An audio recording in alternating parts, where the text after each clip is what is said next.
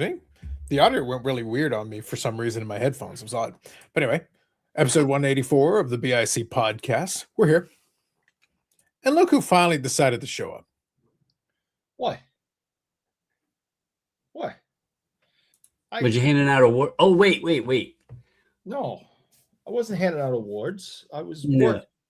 You were sending us pictures of trash cans last week. That's what you were doing. No. Eric does like him some trash. You were like the Houston Astros last week. Gideon Jeff? No. I blame Eric. And the, Only three? I thought we upped that, Carlos. Yeah, we got to increase it.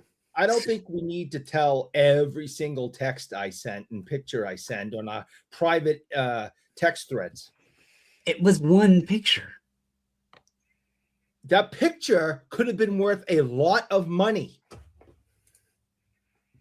I'm actually a little bit more concerned, Eric. Now it's about the money, Eric. If I'm being completely honest with Eric, I'm a little bit more concerned about the other text messages in the other thread. Again, I thought we spoke on the whole tolerance thing. You are so lucky Willie O'Ree has died and couldn't see that. Willie is not dead. Matter of fact, we're sending him a package. Well, don't send him that text because he won't want to see that. No. Gideon Duke? Don't say that. Gideon Keith? I got Willie's stuff right here next to me. And, of course, we got Willie on the wall right back there. You got Willie on the wall, Eric? Is that what we're going with? Willie on the wall right over there. Brandon, we're going to talk about this tonight. We're going to have a little discussion. On the title, I put in Knicks/Canes win a thing, which is accurate. That is a accurate statement. They did, in fact, both win a thing. That happened. Good evening, Sven. Good evening, Ham. So it did, in fact, happen. But, Brandon, I think it's very interesting. It's very telling. So, first of all, if Willie O'Ree was still alive, first of all, he wouldn't be able to deal with Eric's intolerance. We've already discussed this. He would have been able to hit a three-pointer, though. Yeah, probably. But, Brandon, I think it's interesting that Eric showed two items, but he didn't show a very special item that I know for a fact he picked out. I thought it was supposed to be for Willie, but I guess for some reason he wasn't interested in giving this to Willie O'Ree. But it is timely. What's that? I didn't realize, Eric, that you were a connoisseur of the Jalen Brunson. That is not a real photo. Oh, Eric, I think we know what it is. I don't even know where that looks like Sports World's PSA display case. The belt back there, some Optic Select. But I'm not. I don't have a problem with holding up a Jalen Brunson card. That's fine. But I think the problem. I don't think Sports World had a problem with you holding up a card either. The problem is when you took said card and then put it in your pocket and then walked out the door with it. Are you sure they don't like that? Because that part they may object to slightly more. They haven't said anything about it. Well, I think the key is I didn't think they think you'd be so brazen as to take a selfie with your stolen merchandise as you walk in out the door. I don't know. A bit of a douche move. Eric. How did Boston feel with such a big Knicks fan? So his father, Jalen Brown's, not Jalen Brunson. Brunson's the last name, right? His father, Ricky, went to high school in Salem, right across the bridge from Beverly, at the same time as me. So he too is a fellow witch. When Ricky was playing high school ball, he was in the paper every single day. And when he went to Temple, that was a big deal. And when he made it to the NBA, that was a big deal. For all the locals, local boy makes good, makes it to the NBA, blah, blah. And now his kid's doing it. And he's one of the assistant coaches. So good to see the local boy, on TV and him and his son celebrating. That was nice. Big hug, as they won. So everyone here on the North Shore is all happy for the Brunsons. And happiness is shown in many different ways. Some people celebrate, they send a congratulatory text, maybe they have a souvenir of it. Some people take the souvenir with them without paying. Again, no one has said anything. I bet the Dallas Card Show folks would like their stuff back too. Just saying. Just throwing it out there. Carlos, I'm not here to talk about the past. Clearly. We're gonna have to have some words. We're gonna have to have some discussions. I'm not here to talk about the past. But nonetheless, Brandon, it is a podcast episode, live notwithstanding. It is a podcast episode. So we're gonna discuss. Look, we are contractually obligated. I am in Canada and Eric is in Canada adjacent. as a witch, he is still required. Plus, he pretends to like this hockey thing. So I am committing, Brandon, a solid 90 seconds to hockey talk, followed by probably talking about the Knicks and other things. Because I got to be honest, between the two of them, I know which one I find more interesting. Plus, true story, and you would have seen this on the Patreon. 2 people on this panel actually watched a little bit of the squeak, squeak, swish, and they never watch it. Yeah. These are facts. I didn't. So that should tell you a little something. But we'll talk about that and more on this episode of the BIC podcast.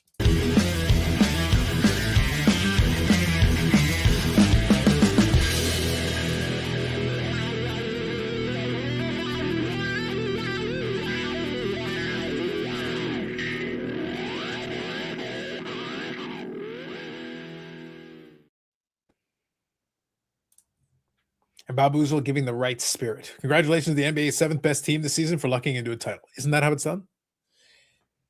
Hey, once the goal is to get into the playoffs, and then it's a fresh slate. And if somebody was better than them, they should have beat them. That's right, Ham. You know how this goes. Squeak, squeak, swish. That's all it is. All it is. And then occasionally a little bit of Bobby Orris. A little bit of that going on. That happens sometimes too. That said, we'll get into a couple of the regular segments, but before we do, let's start off with Silly Card of the Week. All right.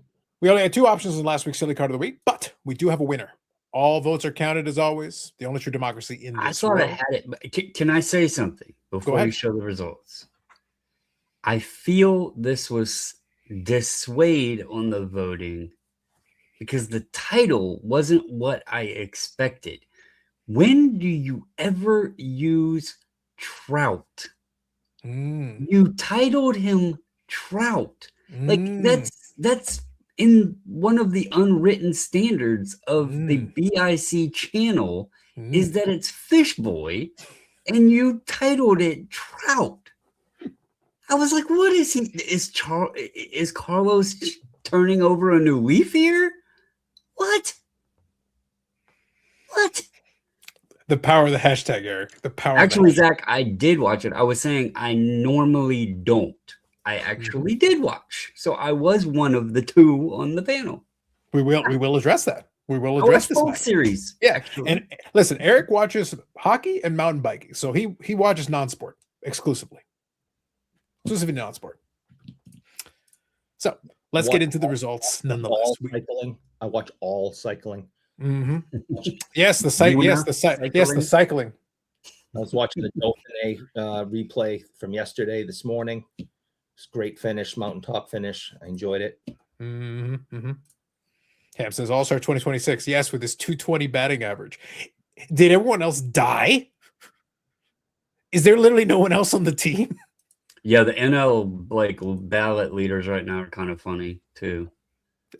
Listen, this is where that's at the point. It's like the Baseball Hall of Fame. It's like, you know what? None of you get to vote. Regardless, we shall give the results to the Silly Card of the Week. So, results first. 43 votes. 67 for Bret Hart and Abraham Lincoln. Abraham cannot tell a lie. And 3 likes. Appreciate that.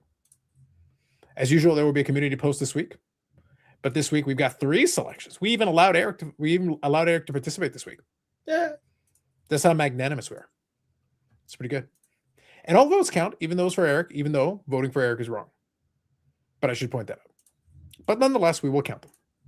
So, here are our selections this week. So I was putting this set together at work today, and I did not realize while I was doing it that the set itself is worth over $2,000. But I was putting this set together today and got the whole thing together and saw all 700 and something cards, and I wanted to dig my eyes out. But this one came about, and all I could think of was like a Bugs Bunny type cartoon with someone trying to, hit the ball, swinging and missing, and like turning themselves around and around and around and around and around into a knot. I mean, he is Brooks Robinson, obviously, great ball player, Hall of Famer, the whole thing. But he reminded me of like a Bugs Bunny cartoon. with this. Obviously, strike. I don't know if he struck out or whatever, but I thought it was quite silly and deserved to be in silly card of the week.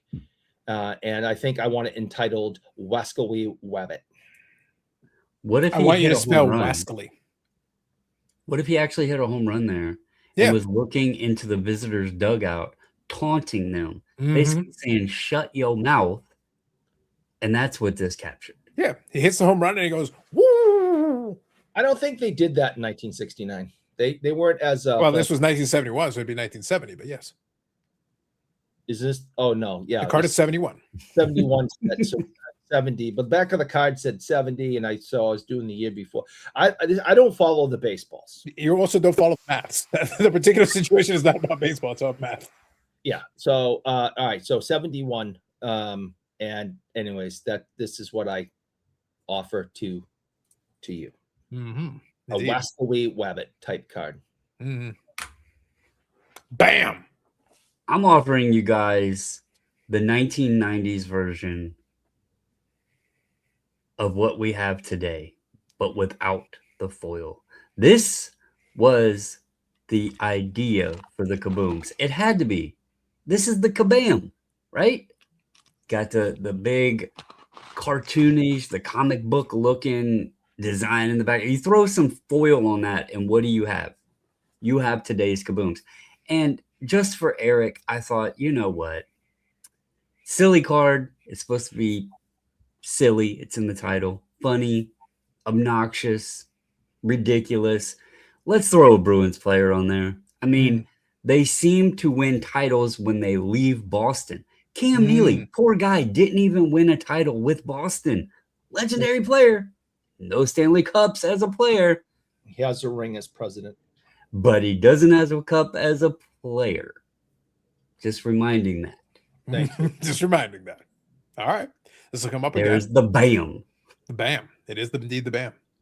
So I give you for your collective. Cam. Thank you, Cam. I give you for your collective edification. Ric Flair is a pumpkin. I really don't feel like I need to explain it. I feel like the image explains itself. Yeah, I got nothing for that. Ric Flair is a pumpkin. You know, Eric, in a way, I almost feel like I should have this segment sponsored by Leaf. I have to give Leaf credit, though. I mean, they're giving us die cut there. Yeah, they are. They are taking, like, it may be weird with leprechauns, pumpkins, Abe Lincoln, but they're at least mixing it up. And this is a well done, because I'm pretty sure it looks like the eyes and the mouth are actually cut. And it looks like it's got like a superfractor foil type to it with the orange. Like, I have to say the card is well done. It'd probably grade really well too. So yeah, I can't hate on them. I think Bob Boozle's got the right titling here. Good evening. I can't even pronounce that name. Union College alum, Stanley Cup champion. Fair enough. Thank you, Josh. And should I vote for Eric Carter's imagination? Yes. Has anyone noticed it feels like Leaf has gone to larger stickers? Because if you look at that, it almost looks like it's signed on card because of the way it goes outside of the autograph window there. But I think they've just started using larger stickers to give the signees more room. I think that's actually a smart idea too. I like this little Bob Boozle heading here. Yeah. That's about right. I like it. Known for having a big gourd. Indeed, Bob. Indeed. I feel like there's not a lot of explanation required, Eric. No. I feel like it sells itself. It really does. It sells itself. That's it. Mm-hmm. Good evening. Thank you, Josh. So yes, all three will be available in a community post this week, and you will be able to make your selection. All votes count. You may make whatever selection you wish. They will all be counted, and we will get the results next week on Silly Card of the Week. I have a sticker auto story. If you would like to hear it. I am prepared to hear it, but before you commence, I have a question. Okay. I have two questions. Okay. One will play into the next segment. The second question will play into your first question. Okay. Do either one of you have any pickups this week? I have one card I'll show, and that's it for me. But I just need to ask if in advance you want to grab it, have it nearby, feel free, because that'll be the next segment. And then after that, I will ask the second question. Okay. I am still currently, we are officially at 229,617 ahead. So we are getting there, guys. Brandon, I'm telling you, listen to me. Don't challenge me. By next week, I may have a graphic. The great race will commence. Brandon's COMC order and PSA beating the backlog. Right now, PSA is at 14 million. And I got to be honest, I feel like they've still got the edge. I'm not a PSA guy, but I think they could potentially get it done. Yeah. What happens, Brandon, if after they get to the point of the backlog where they're at the 5 millionth card and they're about to reopen, as like a make good for the final thing, they go, we've done it. We've gotten to 5 million in the backlog. And they literally hand deliver your COMC order. Go, you know what? We felt bad, so we went over to COMC and we grabbed this for you. Here you go. I would actually have to send them an order. Good evening, Dan. Even the 4-8 guys, that's right. I'm partial to 93 Select. Kevin Seitzer photo after getting hit by a pitch. I like it. I like specific references. All right, so here's my second question that pertains to your story, Eric. Does the story begin, you said it's a sticker story, does the story begin with some form of thievery or witchcraft? Depends how you describe thievery. Almost everything you do is thievery. That's my answer. I'm not allowed to. All right. Commence your story. Go ahead. So, those who have been watching the show the last handful of years know that I have access because of my job, not because of anything other than that, to a lot of athletes, current and past athletes. Really quick, before you continue, based on Friday's occurrences, is it because you can sneak up on them? Because I can sneak up on them? Yes. Like they're looking here and they're like, and all of a sudden you're like, hey, wah! You got to see, I've had a lot of concussions. Remind me of that joke. Oh, don't worry. You keep telling your story and I'll remind you of that joke. Okay. Don't worry. I've had a lot of concussions. All right. So I want to just kind of, this is an informative story. It isn't just, is it because I'm really small? Ah! Okay. Continue your story. Okay. So this is informative and it's something I want people to hear, which I know you probably have all assumed and have heard other stories, but this is an honest to God true story. So I work with a lot of athletes, and whether they be past, present, and I've been holding on to this story for a while, so you may have seen some recent pictures on Instagram. That does not mean that they're coming from these people. I've been holding on to this for a while. We all hate sticker auto, and we've had our suspicions about them and how they've been done. And there's been scandals with professional basketball players and whether their moms did them or people not even returning them and taking money from companies. There's been all these different issues with sticker autos. I was talking to this athlete. I'm not going to tell you who. And I was in a group conversation with them, and we were questioning the sticker auto thing and what it's like. And they're like, they are sending me, this company X sent me like 25. I think it was something like, it was some insane number that would last the rest of this dude's life and past. It was like 25,000 stickers, something ridiculous. It was in a box. I mean, and they wanted them done within a week and a half. And that's crazy. All right. The person has a life, they have jobs, they have responsibilities. And it was like 25,000 autograph stickers they wanted back like in a week and a half. It's insane. I looked him right in the eye and said, so be honest. Who Who did them? You, your buddies, or your mom? And this ginormous shit-eating grin came across this athlete's face and said, "You guys are going to get me in trouble." And I said, "I'll ask you again. Did you do it? Did you ask your buddies to help? Or was it your mom?" And he looked at me and he said, "My aunt." Guys, the expectations of these companies to get the amount of sticker autos done and the amount of time that they're being asked to be done for some of these players are ludicrous. And they are getting help getting them done.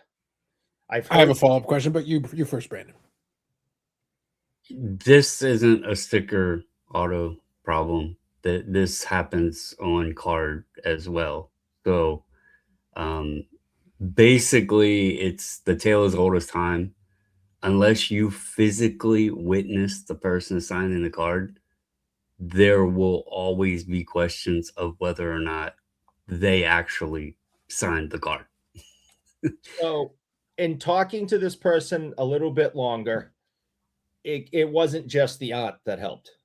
They had to call in lots of people to help. It started with a little bit of backup, and then the time was running out, and hands were starting to ache. So more help was brought in to get these done. And they practiced, doing his auto over and over again, and then went to work. So be careful what you are paying for, because we've all suspected it. And now I have absolute proof, if you want to call it. This is how it's done. And also being told stories of from this person, kind of how they went to other players and went, "How are you doing it? How are you getting this number done?" And they all saying they get help. So from having a conversation with one person who admitted it to that person then saying, in conversations with these other athletes in my sport, they're getting help also, because the expectation is ridiculous. So I wasn't hearing that, yeah, dude, this is just some bullshit I don't care about, and I just sent it off to my people. It's impossible for me to do without help. The number is too great and the time period is too small. And that is what they're saying that the other athletes are saying also. So I do have a follow-up question. Unfortunately, sorry about that. My headphones decided to just die on me, so I couldn't hear what was going on. I assume that Eric was admitting to the Dallas card show theft. So I assume that's what was happening. You guys can confirm for me in the chat. Just letting y'all know. I'm not here to talk about the past. But so here's my follow-up question. Is the guy aware that he's not under oath? He doesn't actually have to. He didn't have to admit anything. He could have been like, "I too am a witch." Magic. We have good relationships with these people, and I'm not telling you who it is. So, I think that's part of the trust. But I also feel like I need to tell my fellow hobbyists and the people that I come on the show and talk to, and people who are spending their good money and spending sometimes huge amounts of money, that I'm getting it firsthand. These are not being signed by the athletes. They don't have the time. Good evening, Joe. So knowing athletes that you deal with normally, you specified aunt. Ask if they had buddies and stuff involved. Most of the older veteran athletes, they're not going to ask their 60, 70-year-old buddies, hey, man, can you help me sign some stickers? So you'd be surprised from what I understand. I'm looking at like the Swayman level. The Swayman level player. Because well, listen, Eric, since Eric doesn't want to reveal it, we can speculate, Brandon, and really have some fun. I think his name rhymes with his name rhymes with Darcel. Yeah. Darcel Creon. I'm just saying. And let's give me a little bit of a break, my friend, and let's not try to do this investigative reporting here on the show, because listen, I blame Jimbo. Whatever it is, sight unseen, I blame Jimbo. So I'm asking my friends here, let's not do investigative reporting on me. We want to try to educate people and let people know the truth, but we also don't want to ruin my life. But you should accept his deputy. But Bob Boozle is deputized, so you should accept the deputy. So I want you guys to know I am talking to athletes all the time. We are asking questions, and they're being honest that they don't have the time. That the turnaround time is too great with the number of sticker sheets that they're given. It's insane. I mean, imagine writing your name 25,000 times in a week and a half. Mm-hmm. And you all have jobs, you have family, you have friends, you have a life, you got responsibilities, you got to mow the lawn, whatever it is. No, you got a week and a half to sign your name 25,000 times and ship this back, or you're breach a contract. Mm-hmm. Or but they signed the contract. That's so that's kind of Zach's point as well. So Eric, so just so we're all clear, I can be sympathetic to that because I've literally made this point. I've said it is silly for these guys to agree to do whatever. If they come to me with some ridiculous number and they're like, well, if you don't do your breach of contract, well, then guess what? You're getting the Conor McGregor. And that's why some of these things suck. Yeah. That's what you're getting. Because you want to try to hold rank on a ridiculous number that doesn't make any sense, then you get what you get. X marks the spot. Well, I'm not here to justify it. I'm giving you the facts and the information that I now have so you can make the best decisions with your money and your collection. That is what I'm doing. I am not sitting here defending it. I could totally see both sides of the coin, to be honest. They signed a contract. We're paying hundreds, if not thousands. And we believe on the back of the card, it says we hear whatever brand, Tops, Upper Deck, Leaf, guarantee this auto to be, but right. So we're paying the money. But it's like, dude, this is bullshit. So I'm going to do devil's advocate here. I'm on both sides of the coin. I see it. El Diablo. I'm going to do devil's advocate. I don't know that it actually matters because Topps literally makes these damn Disney cards and stuff now with like Nemo's autograph on it. Right. Mickey Mouse. And people are signing or paying thousands upon thousands of dollars for those. So at least this is real live ink that somebody put on the Carter sticker. I mean, does it matter at this point with some of the shit that we seen? I did a churro that went for stupid money. A churro. I don't think it matters anymore. People are just paying to pay. Hey, I'll have you know that was iconic. The churro card was like the height of this hobby. We peaked. We might as well get a Cheetos art autograph at this point. Brandon, do not tease me with the grail of ultimate grails. I mean, it would go for good money. We know it would. It should. So, at this point, I understand the concern. I just think things have gotten so stupid, people don't care. When you're paying thousands for a Disney card that's signed by Mickey Mouse, it's sending a message that we as collectors in this card collecting hobby have lost our effing brains, and we have way too much money in our pockets, and it doesn't matter because it's yes, you want to collect a Mickey Mouse card, and you want to spend $1,000 on a Mickey Mouse card because you love Disney and Mickey Mouse, you go for it. But the fact that you will pay a premium because they got a bunch of people at Disney World lined up on tables writing Donald Duck, Mickey Mouse, Minnie Mouse. Oh, they're not even actually signed. They're printed. It's insane. It is absolutely crazy people. That is crazy people shit. Crazy. That's what I said. I don't know that it matters of questionable question mark fill in the blank athlete's aunt sign. I don't think it matters. People just I got so and so's autograph. They're not buying it for the autograph. They're buying it for the flex. You can't have a Mickey Mouse autograph. Mickey Mouse is not real. Eric, listen. Hold on. What? Hold on. I need you to settle down. You're trying to question the existence of Mickey Mouse when you are trying to pretend that Puck Pietasay is real. Eric, Mickey Mouse is real. Puck Pietasay is in your imagination. We have a person. Don't make me get the straight jacket. We'll get you back in the padded room. You're gonna piss Mom off. You keep that up. Listen, Puck Pietasay is what happened when you went to the third Guinness and had too many chocolate sticks. Mom, you went. That was a bender. You need to move on. You are gonna get it. If Mom's listening, you're in trouble.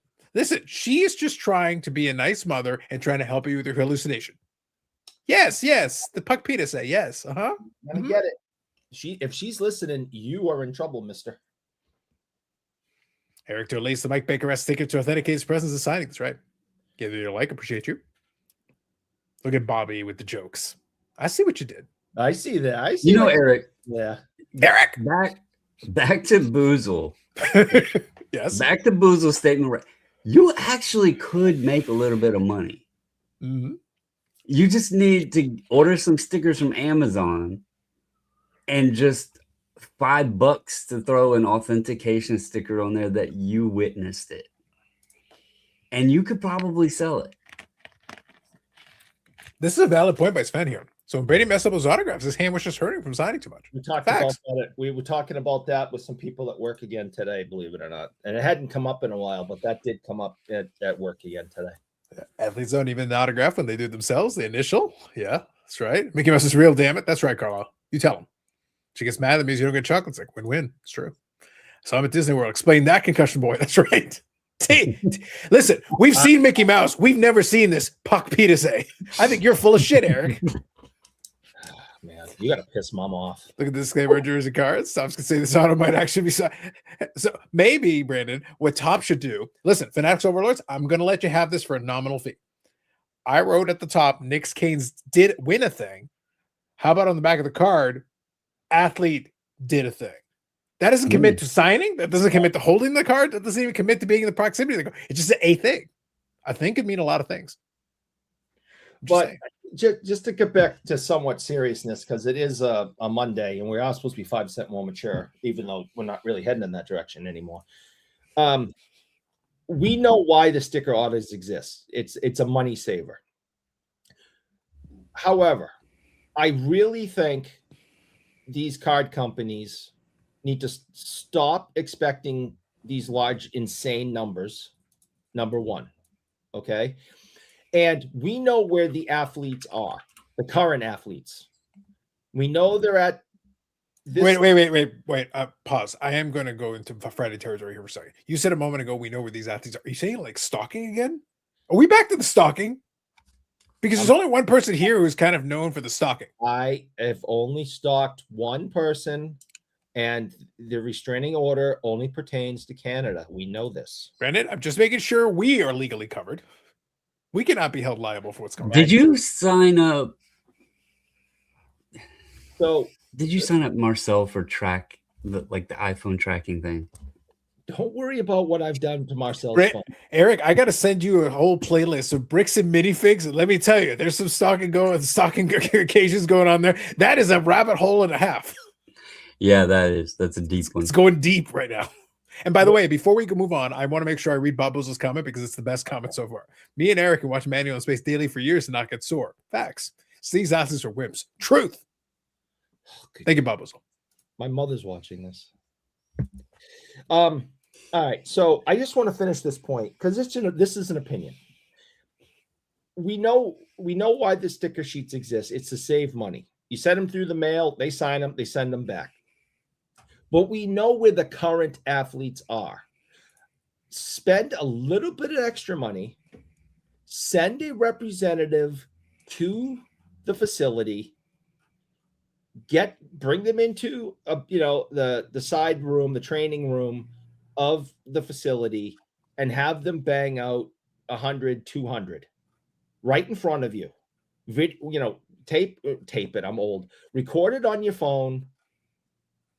Goes in the archives to prove that Joe average, athlete Goalie. right here. We got the video. You got any questions about it? We got to keep it on our website, proving that they did 100, 200 of these stickers on this date. It will cost you a little bit in airfare and one night in a hotel. So yes, it will cost you a little bit more, and that will add up. But sending somebody 25,000 stickers and saying you got a week and a half, get them back to us, is setting up nothing but trouble. It's not working. And with the older athletes, I don't have an answer. What if, let's, so the whole phrase, work smarter, not harder, right? There's probably 100 stickers to a sheet, right? So you said 25,000, so 250 sheets, give or take. If they just signed their name really big on the sheet, you could potentially get ink on every sticker. And then you only have to sign 250 times or 2,500 times. Yeah. I mean, there's ways to get this done to where Auntie doesn't have to step in, and it's technically legitimate. Very technically. Good evening, Nora. Dom says the autograph in the front of the card is not from any specific person, place, or thing. Facts. I can see LaMelo Ball signing autos very seriously. Very seriously. I want an Eric sticker auto. That's all he has. I think Ham is talking about autographs as well. I'm not sure that with him. Listen, he's Florida man. We never know. Dan has suspicions. So, I said it's not anyone that is on my Instagram in the last 3 posts. I've had this information for a while, but is on your Patreon. The Ric Flair sticker, and then talking about how they're bigger on blah blah, blah, reminded me of this story. So I already said it's not Jonathan Papelbon. By the way, he was awesome yesterday. I'm not saying I'm going to hang out with him forever, and I don't know what he does or doesn't do but he was awesome yesterday. Eric's keeping all the secrets. He is a witch. You have to watch out. So yes, on that bombshell, we'll come back to it. But some food for thought, some interesting things, Brandon. I just wanted people to know, in all seriousness, I have this now as a fact. It's always been a suspicion by all of us. I'm telling you, it's a fact. They're telling me other athletes talk about this in the locker room and out to dinner and saying this is how they have to get through them. Careful what you collect and how you spend your money. The reason I mentioned, because you're stressing, and the question was related to the stickers, but the truth is, and I had this conversation with a very reliable source who was part of a professional organization.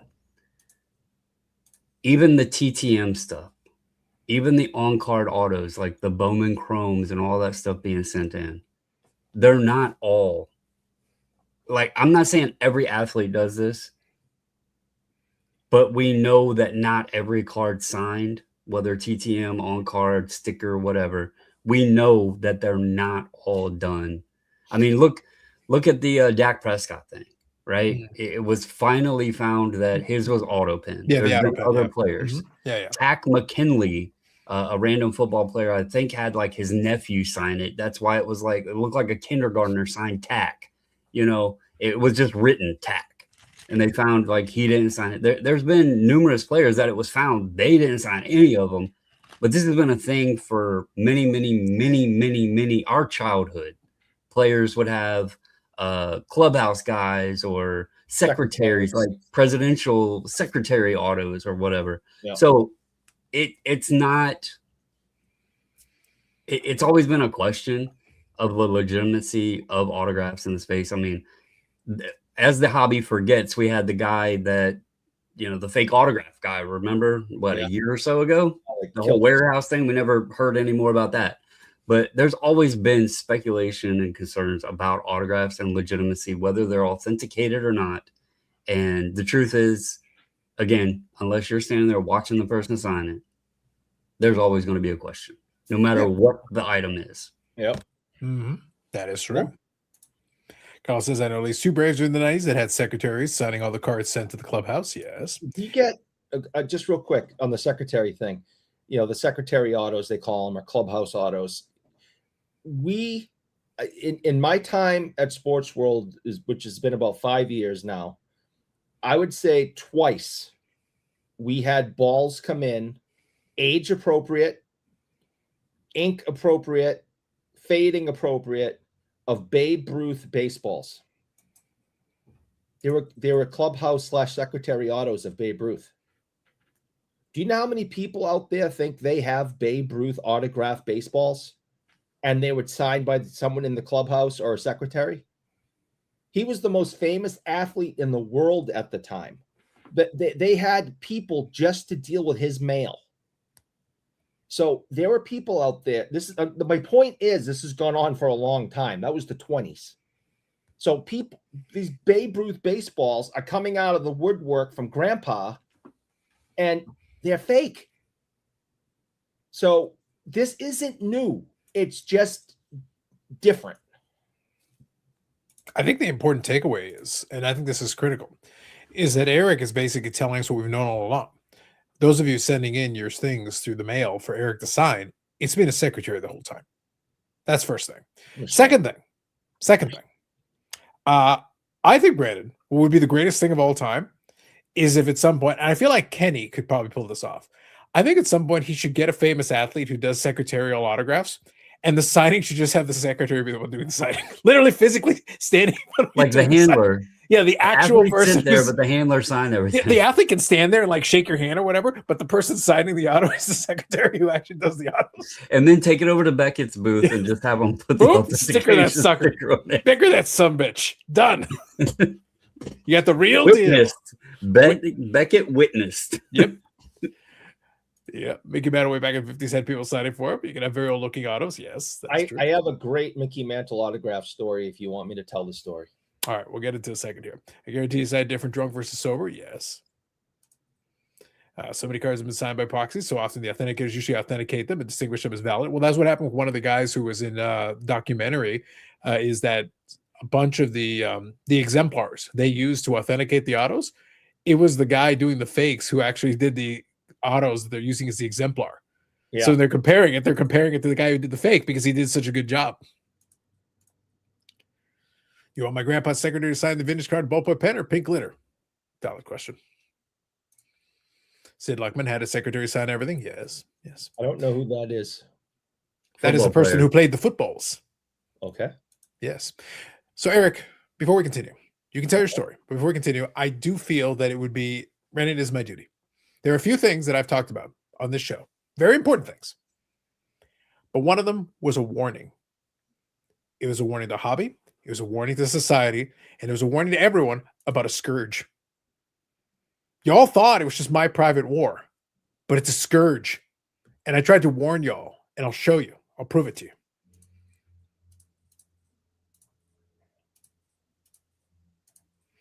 This is Arlington, Texas. Even in Texas, you are not free from the Dutch. Is Puck Peter say there? Eric, the important thing is, and Brandon, here's what disturbs me. What concerns me the most is that in Texas, are you telling me they couldn't hear them coming? They have wooden clogs. They marched over with wooden clogs. They're wearing bright orange. So maybe this was a proxy to horse galloping or clopping with their horseshoes, and it sounded very similar, kind of like the autograph thing. And they just thought it was the Rangers, on horseback coming down the street. They didn't realize it was a crowd of Dutchmen because they thought that it was, they thought the Dutch flew, the Flying Dutchman. See, they had it confused and they just thought it was the horseshoes clopping on the road. That's what they thought. Eric, all I'm saying is they have wooden clogs. They came in bright fluorescent orange and they couldn't see it coming. What I'm trying to say, Eric, is if you ever need to defend the homeland, don't trust the Texans. They clearly can't stop anything. They can't see it coming and they can't stop it. What is this? And I tried to warn the people, Eric. Did I not warn the people about the Dutch? You did. You did try. I have been on the front line of this trying to tell you. And now look, they're there. Yeah. The enemy's at the gate. The call is coming from inside the house. Now. It happens, Carlo. It happens.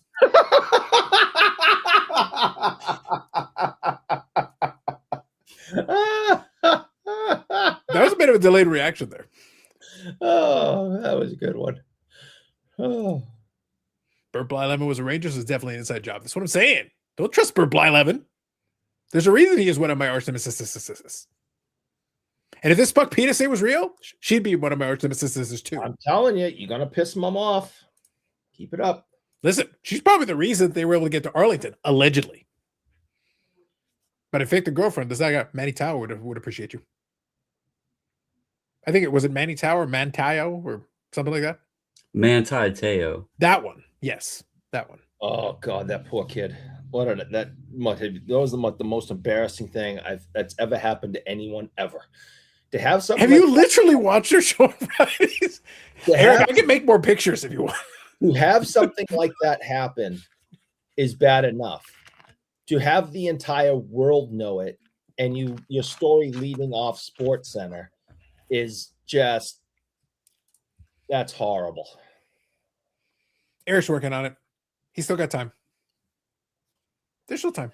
If you guys don't want to know things, all right, I'll just sit here and play the fool like usual, and we'll make jokes, and I'll say, to be fair, and that's all we'll do. Eric, the problem is that this sounds like a disclosure. It sounds like, unlike myself, who was trying to protect you all from the Dutch. To be fair. Unlike Brandon, the real situation of my trying to protect you all from the Dutch, trying to tell you, warning you of the scourge of the Dutchman. I tried to warn you. Eric is trying to warn us. The problem is he's in cahoots. We know that he knows too many things because he's like, yes, this will get them off my scent. They will never know that it was me all along. So if said player said Auntie helped, I just have to think that Eric's like, all right, I know these guys get a lot of stickers. I have their contact information. The extra money would be nice so I could start paying Sports World back for some of the stuff that's just been misplaced. Permanently. I can scribble. I can use crowns. Maybe I should start talking to these guys and see if I can get a gig. And you notice, guys, he's been absent from several podcasts lately. Yes, he's need a little time to timelines and deadlines here. I missed, and now this is all coming about. I missed last week because I was with Will Campbell at a signing, right? You're right. And then this Friday, I have a mountain biking event, so I won't be around Friday. And then 2 weeks ago, you were doing awards. Yeah, it was an event. I had awards. Yeah. And by the way, Eric, when you refer to Will Campbell, you have to do this. Otherwise, we have no idea who you're talking about. I'm not doing that. Just he's a good kid. It's not his fault he was born with absurdly small arms. Not true. I'm just saying. He'd crush all of us. It's not that Eric doesn't have good stories. We just don't believe him. It's tough, man. It's tough. Now, look, I needed to warn everybody about the Dutch. It was important that I did it. It was important that I warned everyone. I had the footage. Have they ever found the lost Dutchman or his mine? Listen, Eric might have stolen that too. He's been at this a while. This isn't his first rodeo. Just saying. Eric's been signing stickers for athletes. That's why he knows. He's on the inside. Eric has surpassed Steven Spielberg for his fictional sci-fi stories after this week. I have two really good more stories that I could tell you guys, but you kind of taking the fun out of telling stories tonight, and I don't know if I want to anymore. Well, listen, after we've dealt with the horrors that are the Dutch, like I have concerns. I have fears. That said, before we continue, we'll let Eric get to his story. But before we get to his story, do either one of you have any pickups you would like to share? Not yet. You have an IOU signed, Mr. Combs. Working on it. Work in progress. Day 77. I have more Papagino cups. You have cups. Yes. So originally, I thought these are the only type of cups that existed from the Papaginos. And this one advertises WBZ radio. Listen to the Bruins on WBZ radio. All right. And this is from the 70s. And here's the Bobby Orr cup right here. Okay.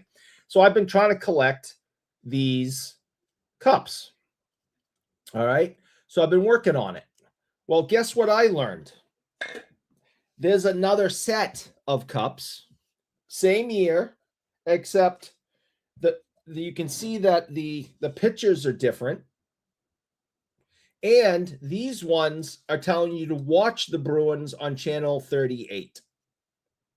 Okay, on TV 38. So one is saying listen to the Bruins on the radio, and the other ones are saying watch the game on channel 38. And the pictures are completely different. So with that, Eric, does the picture being completely different take in part that they're not the same person? I don't think that both of those were Orrs. No, yes, you're correct. But do you see the drawings are so you mean the style is different? The style is different. Yes. Yeah. Okay. The style of drawings are very different. So we got Dallas Smith, Gilles Gilbert, Wayne Cashman, and Bobby here has it. They're not the same year. Does not look anything like Wayne Cashman. And Josh with a good comment here. Correct. And there's Phil Esposito and Ken Hodge. And Stuke asking a valid question. I'm not answering that. So anyways, those are my pickups. And I was pretty excited to find them. So, and I'll be trying to complete that set now, as long as I'm trying to complete the other set. Indeed. I will say though, Eric, I'm a little disappointed that you didn't want to. We kind of covered it earlier tonight. We did blow the lead. We did spoil it a little bit. You don't want to talk about the Jalen Brunson? You even got it a 10. It's very fancy. Just saying, we're not counting that as a pickup. I'm not here to talk about the past. I'm just asking. Pour some beer in those cups. When is the Price Guide magazine and card company starting? Let me tell you, I have some ideas. I'm thinking we're going to revolutionize this, Brandon. And you know what? I'm thinking XRCs for everyone. Oh, yeah.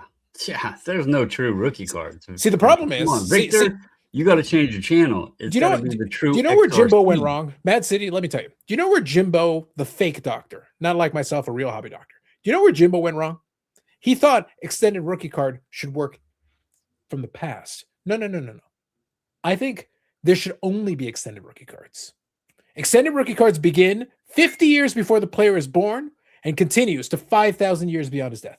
Yeah, I mean, we've seen these little league baseball cards that get slabbed. That's the first card, right? Mm-hmm. Extended Parents have XRCs. their kid's picture taken at little league, T-ball. We've seen Mark Zuckerberg's get slabbed, and it was autographed, and it wasn't a sticker auto, so we know that had to be real, and it was slabbed.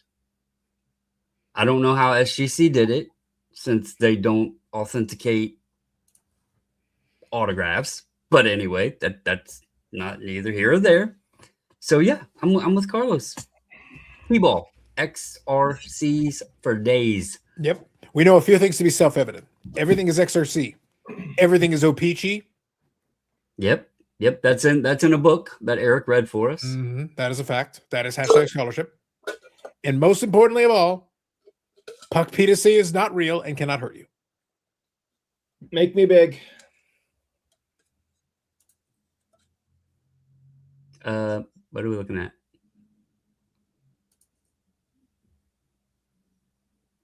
There's a card and a cup. The autographs are different. Yeah, that's Auntie signed the. I think Auntie signed the card. No. And player signed the cup. We had him in the shop. No. But, you questioned it. I'm showing you. So there you go. But I'll tell you this. It definitely looks a little different than what I've seen. I agree. That was a really good eye. The Esposito looks right. The Hodge looks right. The Cashman looks absolutely perfect. And the Dallas Smith looks perfect. So I'm guessing that this was his autograph at the time. Yes. Maybe it was after he ate pizza. Pizza. Oh yeah, pizza. Pizza will do that. Pizza will do that. There's an R at the end of that word. Thank you. Pizza. Yeah. I saw somebody else quickly made fun of the accent and said there was only one R in drawings. Yes, there are 2 R's in drawings because I had an extra R kicking around when I parked my car. So you clawed one of the R's from somewhere else? Yeah. And I thought, I got this extra R. What the hell am I going to do with it? Goes in drawings. Wow.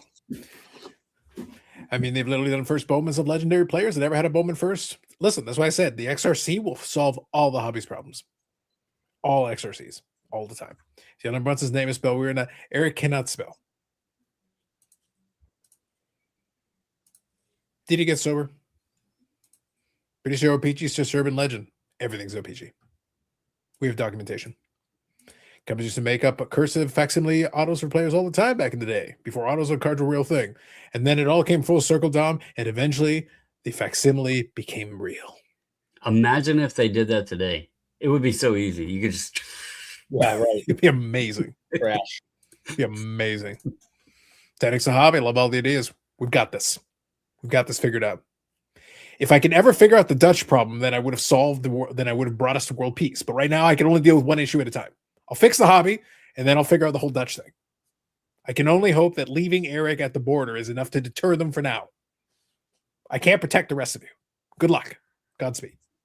So, I don't know why I'm doing this because you're not making it easy on me tonight, boys. But I have 2 very interesting stories. One of Mickey cool. Mantle. Before you do that, can I actually show the pickup? Because you showed the cups.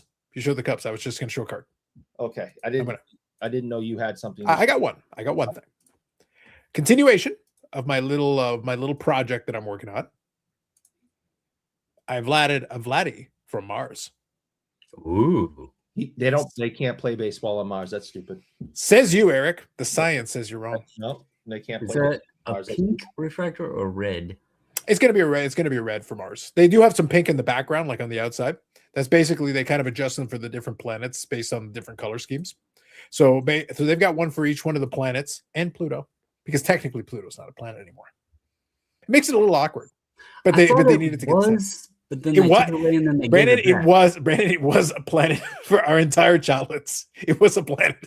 But I thought they fixed that again and made it a planet again. Did they make it a planet again? I remember they took it away. I gotta look. I'm pretty sure they gave it back to us as a planet. Yeah, it doesn't affect my life in any way. I didn't care when they took it away. I don't care if they give it back. I'm never going there. I don't. So what you're saying is, if we take away Dunkin' Donuts, you won't notice. No! In 2006, they took it away. They didn't give it back. Some athletes have different signatures based on whether they're being paid or not. My in-person Randy Johnson auto, I watched him sign. Looks nothing like any auto you'll see on his card. That is true. There is an element of that. Yes. Yes, there's that. There's the hurried. There's the bothered.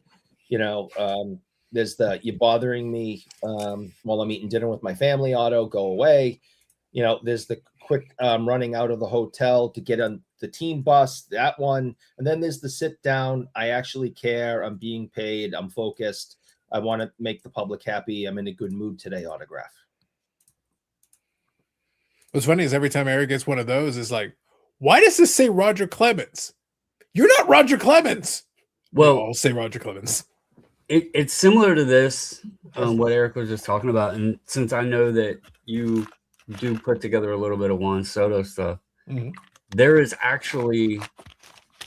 probably very few of them, and I have not seen one pop up in a while.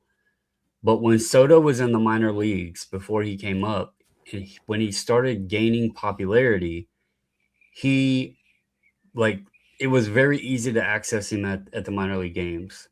And so because of the amount of people trying to get his autograph, and he actually relayed this to a lot of the other Latino players, but he started signing his name with just a J and an S. It was a simple JS, real big, nothing fancy, no cursive, no nothing. And that's how he signed while he was in the minor leagues till he got called up.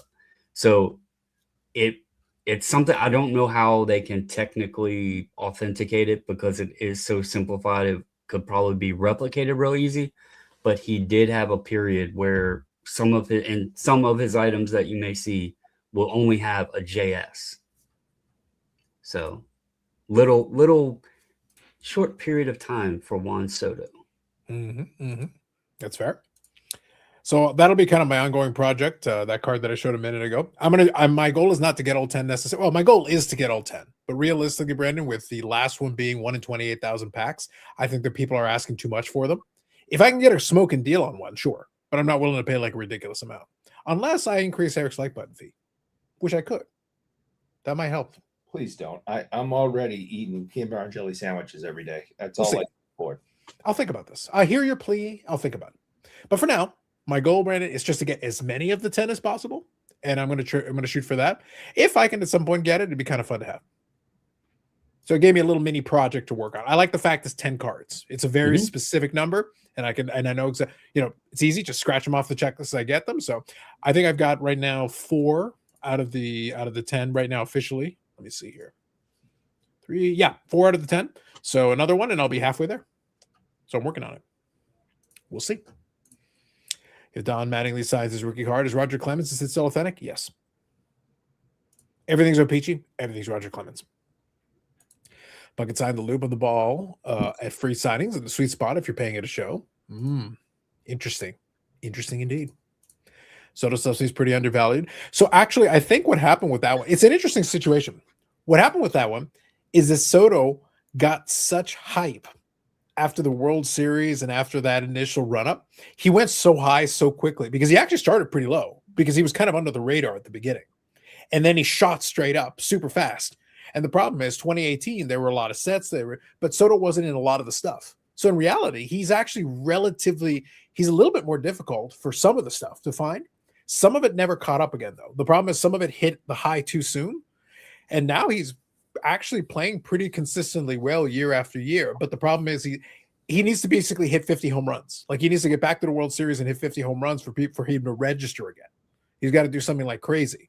But he's actually been putting up consistently good. And what I'm finding, Brandon, is he's not putting up the one specific crazy eye-popping number, but every time he hits like one of the milestones. So when he hit like 250 home runs, he goes, these are the guys who have had 250 home runs younger.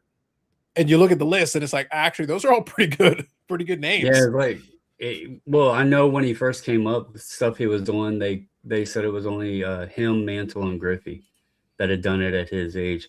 The other thing with Soto, as you mentioned, like rookie year stuff was semi-limited. His first Bowman is an interesting one because he doesn't have a non-auto. So if you want a first Bowman, and those used to be way more popular than they are. I think they've settled down a bit now, but he doesn't have a non-auto version. So that kind of helped, there.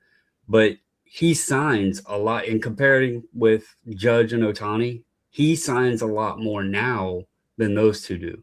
Like it's going to be way easier to pull a Soto than it would be a Judge or an Ohtani. So that also affects his overall market, I think. And as well as the team thing, being on so many, 4 teams? But 4 teams, yeah. It in a short period of time, 4 teams isn't a lot, but in a short period of time, it could affect like the overall interest on some of this stuff. So well, maybe you should go the Ricky Henderson route and play for 18 teams. He might. And then I think he'll actually start doing the third person as well. That'd be amazing.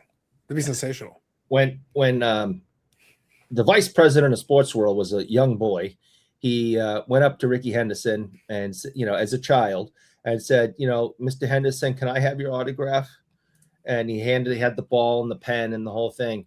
And Henderson looked at him and said, Ricky ain't signing today, and walked away from him. Yep. And that's his childhood memory of Ricky Henderson.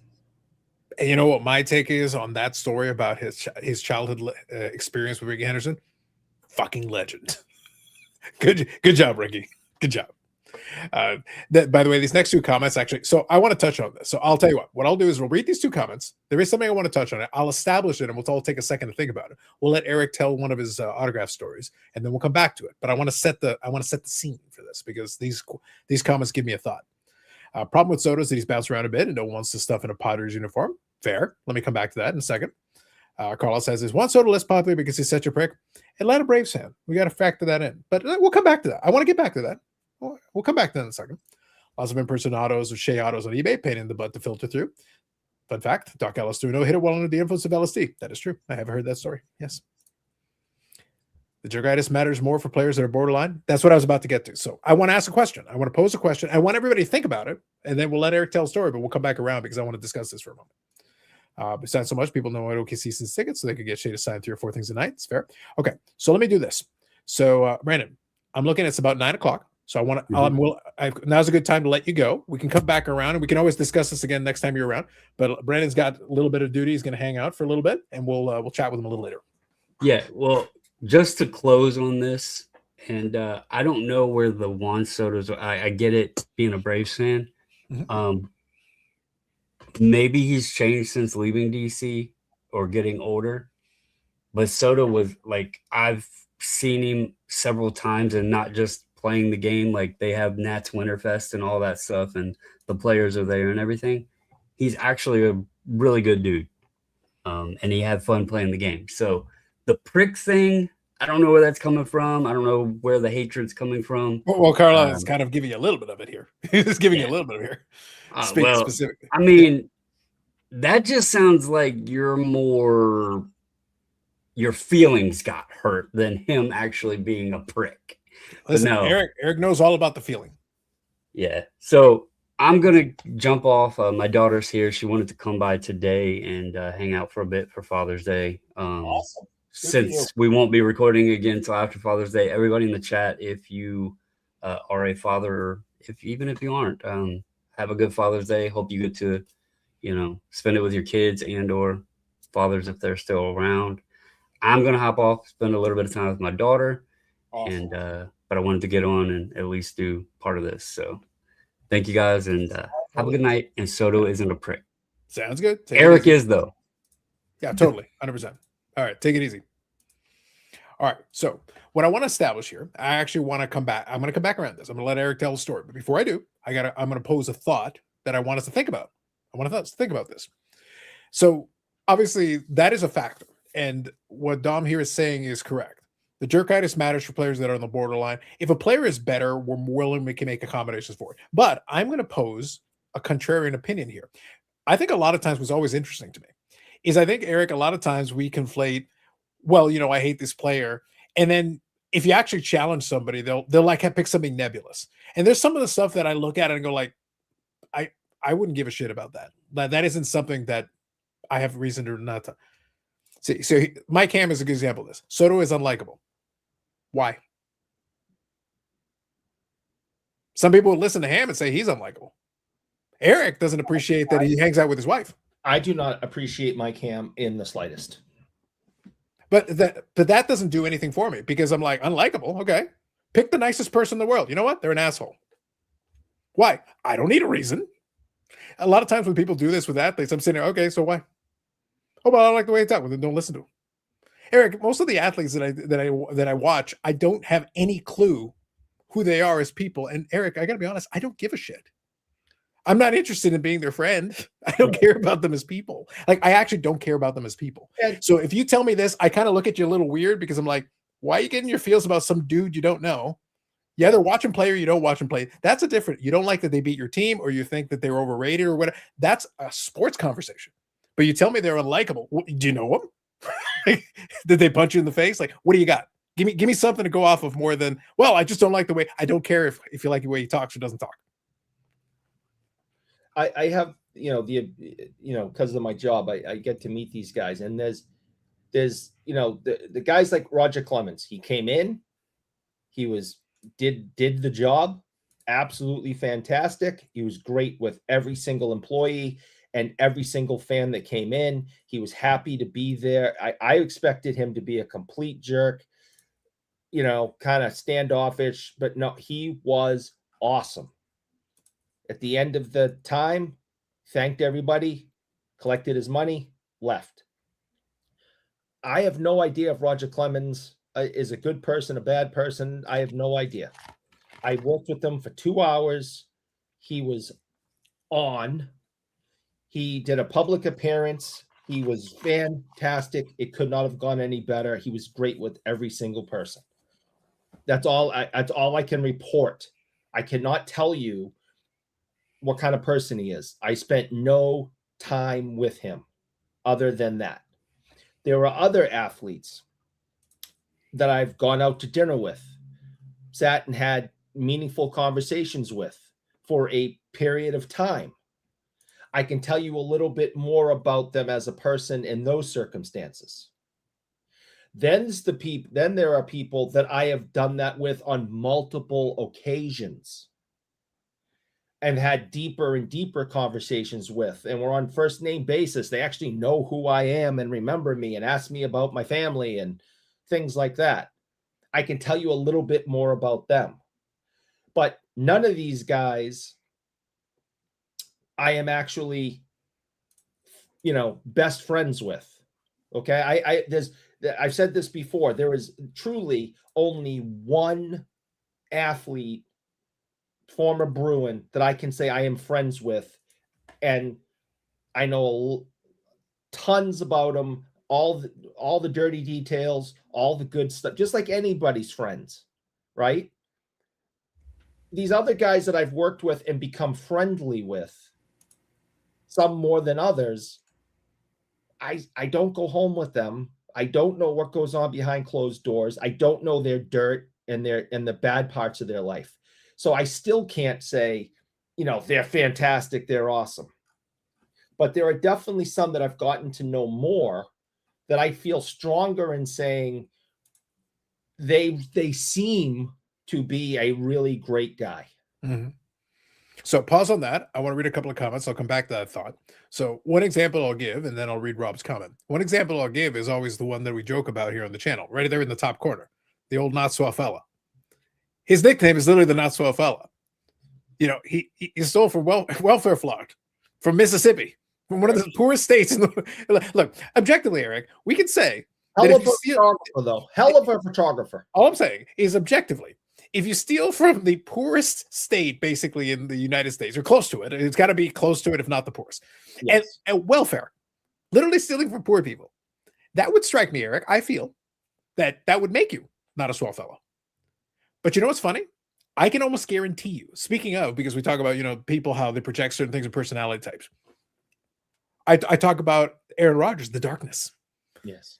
Every time Eric Rodgers opens his mouth, he comes off as douchey as is humanly possible. Like, that's the thing he does. Like, it is, he goes out of his way to be as douchey as is humanly possible at all times. I guarantee you that as much of a not so fella as Brett Favre is, Eric, I promise if you sat across the table from him and had a beer and just chatted for a little bit, he'd probably be a decent conversation. You could probably have some fun just having a chat. Guess who I found out yesterday is his neighbor, literally neighbor, Jonathan Papelbon. There you go.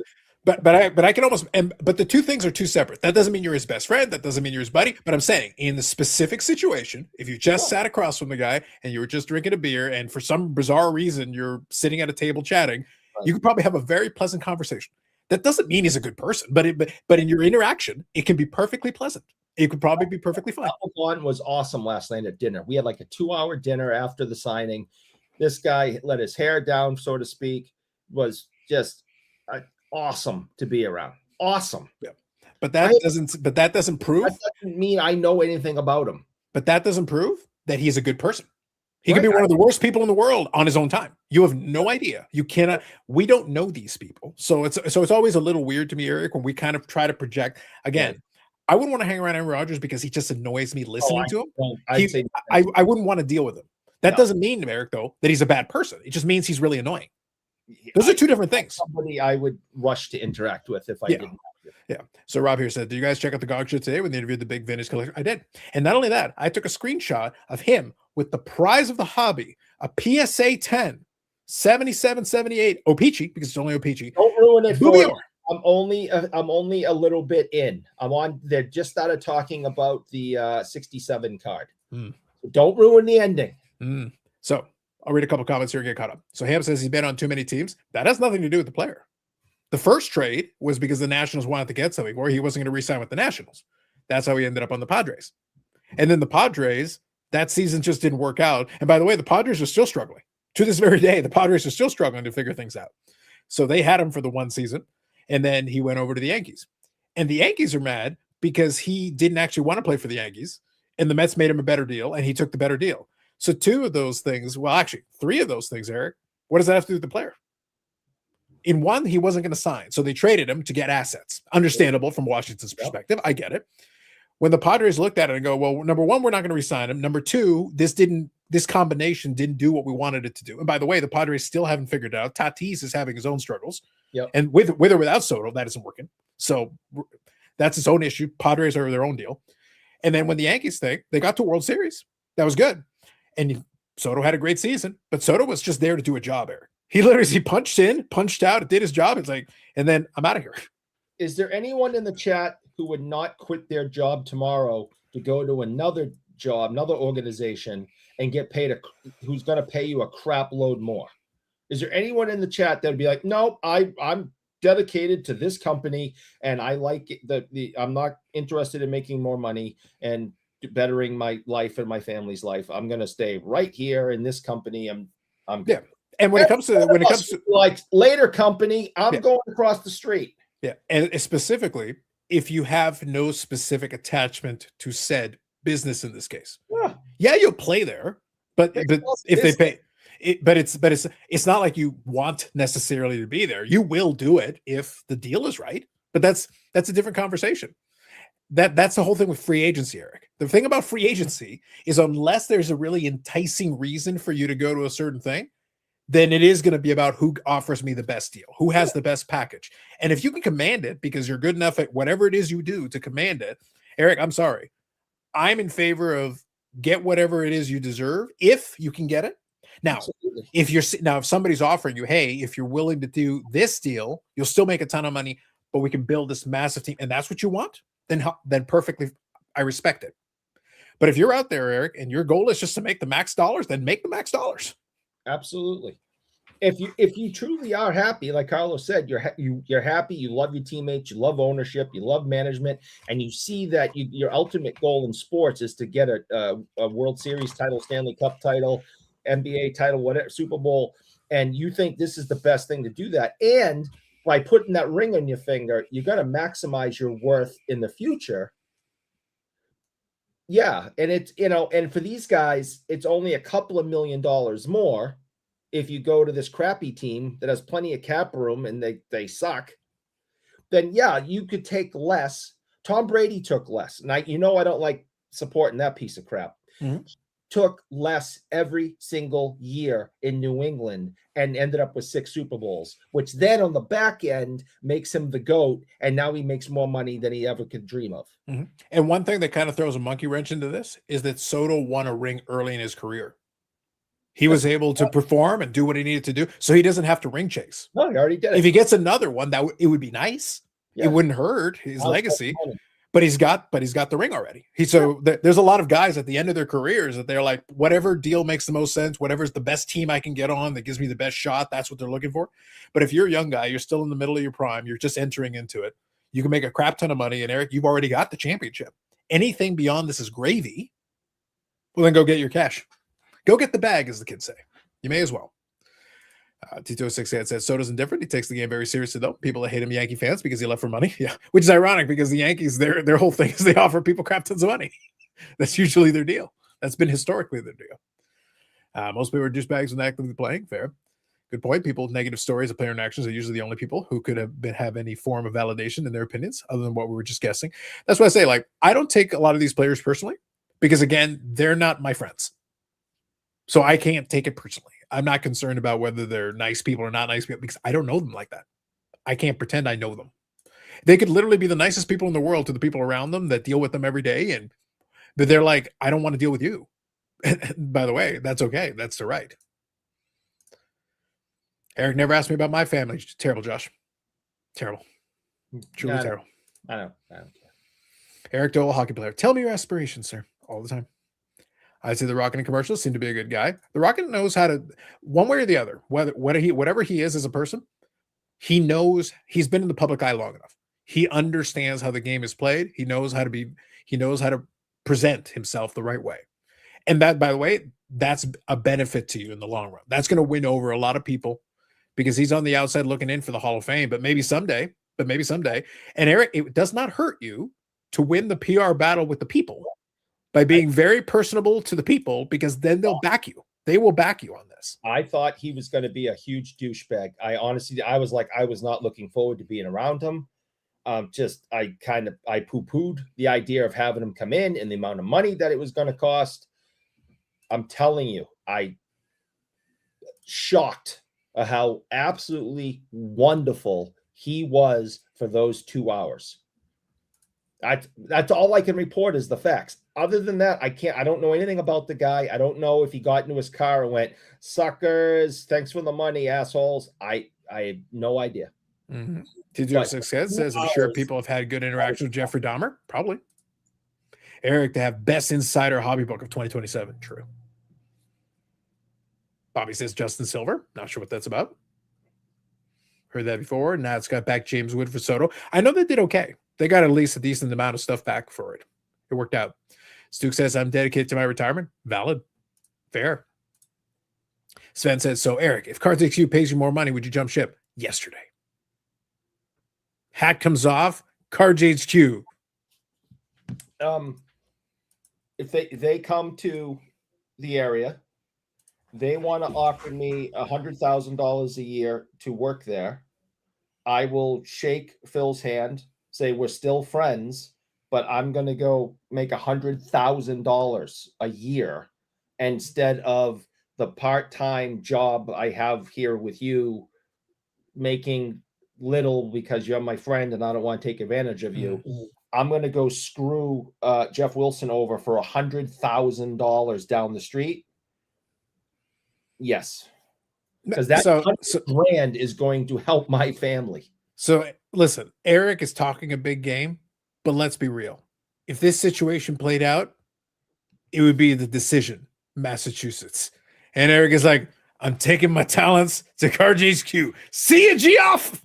For $500,000 a year, I'm moving to Atlanta. Because how could you not? Do you get my point? So, I mean, it has to be worth my time. But I'm not just going to ditch my friend and this, and everything he's done for me and the situation I have for, nothing or just a couple of extra bucks. But I mean, you want to pay me $100,000? Here I am. $1 million. I'll move wherever you need me to go. Bobbles says, "Oh, cabana boy, install a stationary bike in my baking cabana." Eric's there. Say no more. Phil will counter with 200,000. Then I'm staying. Problem is, you're going to find out it's yen. Yeah. Oh man, lame. It's the thought that counts. Silver was a big collector. Okay, yeah. I don't remember his name. I saw the episode, but I don't remember his name. So listen, I've said 1,000,000 times, Amanda, you're not helping. Listen, what would Willie think if he was still alive? Never mind. Amanda, that package that I have sitting here that I was going to put more stuff in before I send it out, it's all going in the trash. Eric, you would think that you would have learned by now that this should be expected. I have literally, much like the Dutch situation, I have warned you that Amanda's Judas. I literally explained this to you. She is, and I've tried to defend her, and I am no longer going to do that. Living up to the moniker right now. Living up to the moniker as we speak. She is the Judas. This is very clear. And this package, which I'm not showing any addresses on, is going in the trash. Let's show that officially. Package, not showing addresses. Package, trash. Bye-bye. Okay, so that's taking care of Judas. Thank you very much. Just saying.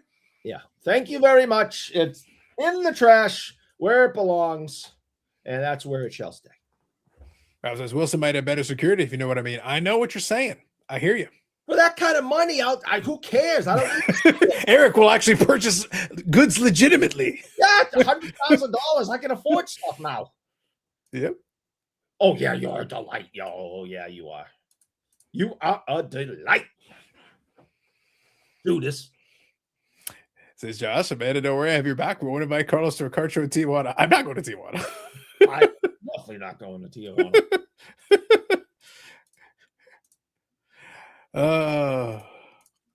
It goes especially. It goes double. I'm not going to Tijuana. I'm not going to Tijuana with Judas. Josh, you think you're all safe. You go to Tijuana with Judas, you're going to find yourself in a bathtub surrounded by ice, missing organs. Oh, yes, you will. Big old scar right around here. You got that right. Mm-hmm.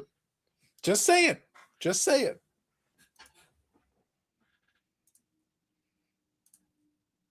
Yes, here you go. So this was so actually, Eric, this is a funny conversation. This came up on Big Scott's. So Big Scott had his live on Sunday, and I was on there with him hanging out. And we were talking about the national and the whole thing. And literally I was explaining that like the ultimate play, Saudi Arabia. They got to do it. Everybody else is doing it. So the Saudi Arabia international, that was the international. Yep. Is where it's at. That's the place, Eric. Why haven't we thought about this earlier? Let's go. No women's sports cards allowed. And you'd be like, oh, you got any WNBA cards? And next thing you know, they cut your hand off. Yep. No, Sven, it's a trade. Teapot's already been on the channel. We ditch Eric and we gain Teapot. And I'll stop making fun of his name. But you should. It's the least you can do. And remember, that's all I made fun of. I think he's a good guy.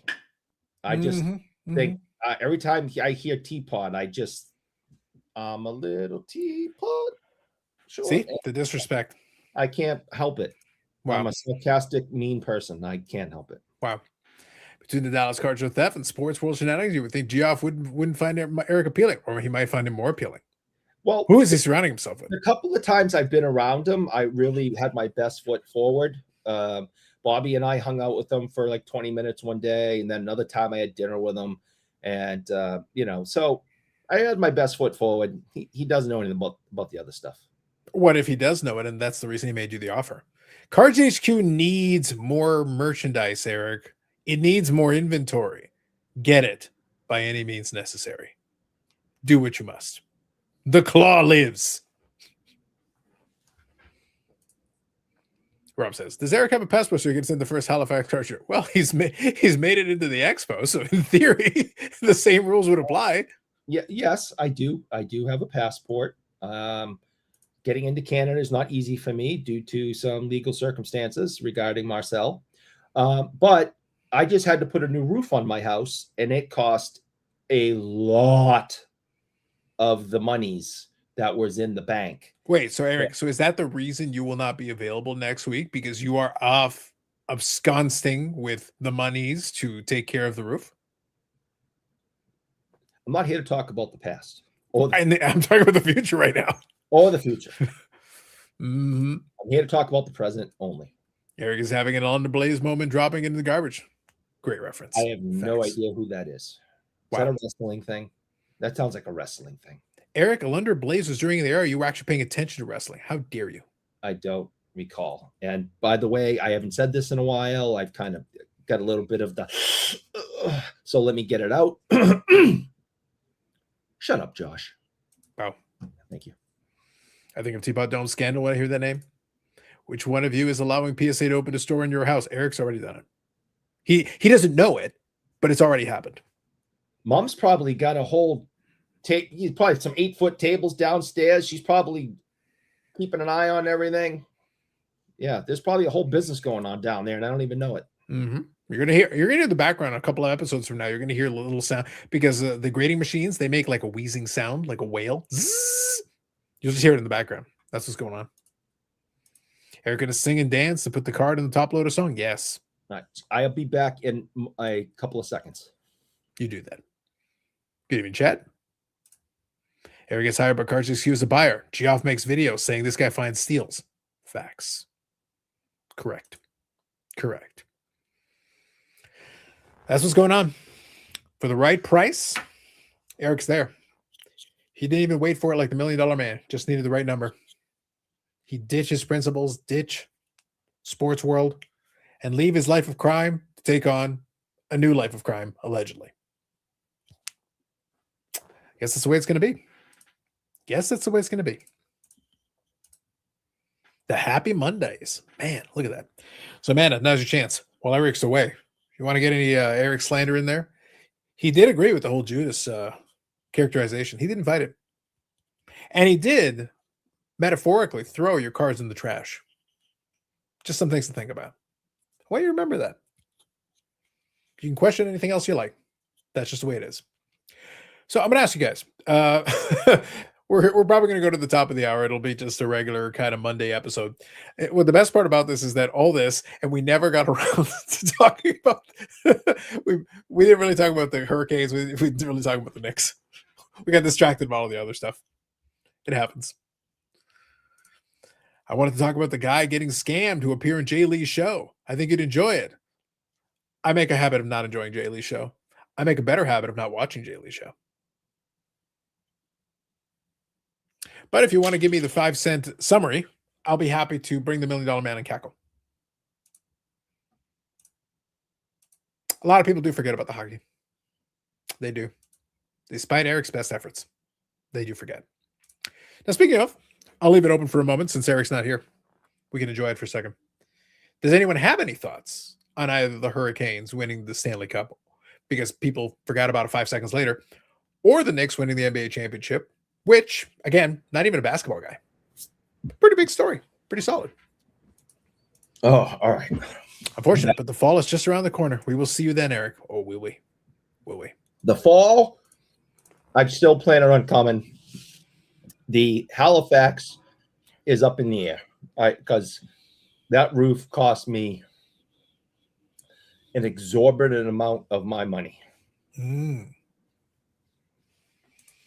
Like, stupid.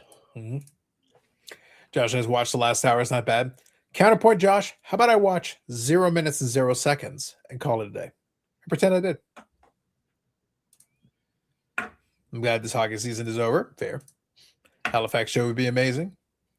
Well, it's happening in July. I'll make a deal with if Judas flies to Boston, back to her homeland, okay, where her tribal ancestors originated. The tribal ancestors. Wow. And drives the 10 hours with Michelle and I all the way to Halifax, I'll do it. Wow. Union College, I have a player in the Stanley Cup. This is what I hear. Next one because of Danhausen. That is the rumor. The last hour is mostly Josh. Yeah, but you know what, Amanda? I like to vote with my time and my wallet. And if I don't watch Jay Lee's show, then I vote this show is trash. I'm not watching it. I feel I'm setting a proper example for the others. Let's not be nasty. Let's move on with our day. It's not my fault. Amanda's trying to get me to watch bad television. Not doing it. Just ignore her. She's in a mood tonight. Carolina had an awesome playoff, 16-3 with 2 losses against Vegas. And yet, all that people will remember is the Knicks winning after 53 years. And then burning their own city down. Eric, you're just jealous they didn't burn your city down. Oh. It's only 10-hour drive away. That's right. 20-year drive for the Hurricanes, 50-year drive for the Knicks. Can't get too mad at those kind of outcomes. It's not about getting mad, Dom. It's about what I found funny about it. In a way, the Hurricanes might have almost been well served it might have almost been well served for them to extend it to a game 7, because then at least it would have had a game 7 to it. Let me ask a question, Eric. I want to pose a question. I stand by what I said earlier. High scoring in and of itself doesn't necessarily make a good game. It doesn't necessarily make a good series. It was a 6-game series. Do you feel like that was a good series? Which one? The Stanley Cup final. I thought it was amazing. Why? There was a lot of scoring. That's exciting. It was back and forth. You last seconds, overtimes, winners. It had everything. It was drama. I loved that series. Was it back and forth? Absolutely. Ish. I think once Vegas blew a 4-goal lead, that was it for them. They didn't really come back. No lead was safe on either side. Well, except for the last 2 games where Carolina's lead was safe both times, very easily. It was exciting every second. The physicality, the skill, I loved every second of it. I find nothing bad about that series. It was anything but boring to me. And I thought I just loved it. Plus the team I rooted for and helped me win the Because I'm Carlos pool again. That made me even happier. Now keep in mind, I won the football and I won the hockeys. No, you didn't win the football. We already covered this. Well, I understand that Because I'm Carlos Pretend World, I didn't win the Eric, I'm gonna need you to show your work. I'm gonna need you to show the mathematical calculation. There was math in the test, and you failed the math test. But in the real world, is math. Mm-hmm. So I won the last 2 after getting skunked on that hockey one a couple of years ago. That was embarrassing. You won the same way the Patriots won the Super Bowl. Only in your mind. 6 times? I'm talking about this past season. It's only Oh no, they got their ass. No. Yeah. That's what happened to you. You got destroyed. Yeah, I don't recall that. I think I won the last 2 Because I'm Carlos sports pools. Eric, I told you. Mayonnaise? Nope. So then you forfeited. You lost. No. You don't show up, you lose. That's not how the real world works. If you don't show up, you do in fact lose. It's called a forfeit. In sports, if a team doesn't show up, they in fact forfeit. That is the real world. That is actually how it works. That's in the rules. All right. You don't do the maths and you don't do rules. You know they got rules in these games, right? Got the Knicks won, and then all celebrities made it annoying. Damn. They clearly figured out what Vegas was doing, adjusted their defense. Yeah. Now the Marner haters are out in full force. Yes. Once again, choking the playoffs, even though he had more points than everyone else. But what about Game 6? What about Game 7? Bobby sent me this video on the Instagrams. Oh my God, there are some Marner haters out there. Yes. Oh my Jesus, you Toronto people are crazy. Judas is right there. Judas is 100% correct. These people are insane. You mean like people that complain about Joe Thornton? I don't want to talk about Joe Thornton. He makes me angry. Well, Joe Thornton's been longer, and you still bitch about it.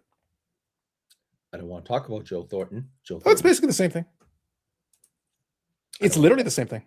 I don't want to talk about Joe Thornton. Joe Thornton makes me angry.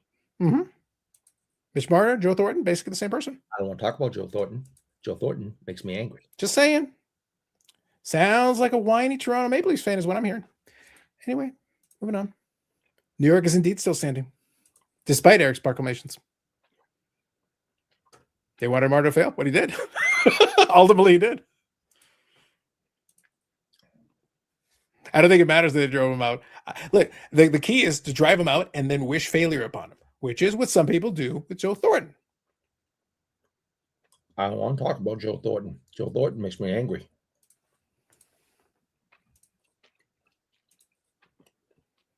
He would have failed either way at this point. Why we should talk about Joe Thornton? Exactly. I don't want to talk about Joe Thornton. Joe Thornton makes me angry. The man has a wrench. He could tell you to go wrench because he's got a wrench. Matthews won about the same amount of Stanley Cups this year as Mitch Marner. I tried, Mike. Listen, I tried. I not only picked Vegas, I picked Mitch Marner to win the Conn Smythe. Fell short on both accounts. Not my fault. Not my fault. Eric doesn't like Bruins captains. Exactly. Bruins captains fall into the same category as America, the troops, and freedom. And certain people, because we talk about intolerance around here, some people Some people. No. Reggie, no. Would never go full Thornton. No, he wouldn't. You mean be a Hall of Famer? You mean be an all-time great? I don't want to talk about Joe Thornton. Joe Thornton makes me angry. It's not my fault. Dom is in the Massachusetts. That's mass on mass crime. I don't like Joe Thornton. Joe Thornton makes me angry. Sounds to me like the Mitch Marner thing. Just saying. And how many years has it been? So let me think. How many years has it been since he went to San Jose? Been a while. Been like many years, some would say. I don't want to talk about Joe Thornton. So I wonder what the statute of limitations would be. I feel like the Toronto bitterness, the Toronto hate could last at least as long as Eric's hatred of Joe Thornton. I feel like the math works out on this. What makes Eric angrier, Joe Thornton or Mayo? Eric fears Mayo. Yeah. He hates Joe Thornton. Mayo does not make me angry. Mayo makes me scared. Yes. There is indeed feelings, but they are feelings of fear, terror, abject terror. And grotesqueness. Grotesqueness? Yes. Are you battling the English? That's the word I choose to use when it comes to Mayo. I see. So I'm curious. So chat, you tell me. Eric gave his stance. I think the Stanley Cup final became tremendously uninteresting once they blew that 4-goal lead. Once Vegas blew that 4-goal lead, I was like, okay. I literally clicked off the series and didn't watch another second of it because I was like, well, that's it. Carolina, as far as I was concerned, I didn't trust Vegas to have the fortitude to come back because Carolina had kind of figured out what they needed to figure out. And at that point, they were good to go. In the last game, they finally shut them out. So literally prevented them from even scoring. So they had kind of figured out what they needed to figure out at that stage. And at that point, it's like that. For me, if I don't either really like a team or hate a team, if I don't have a rooting interest that way, then I'm looking at storylines. The Vegas thing would have been funny because then the Toronto people would have lost their minds. I'm not a Toronto Maple Leafs fan. I enjoy making fun of the Toronto Maple Leafs. But they would have lost their goddamn minds.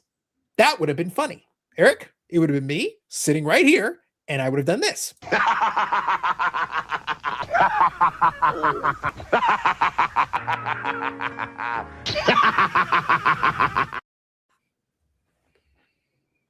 Unfortunately, Carolina winning. Yeah, the Marner failure narrative is kind of fun because, close only counts in horseshoes and hand grenades.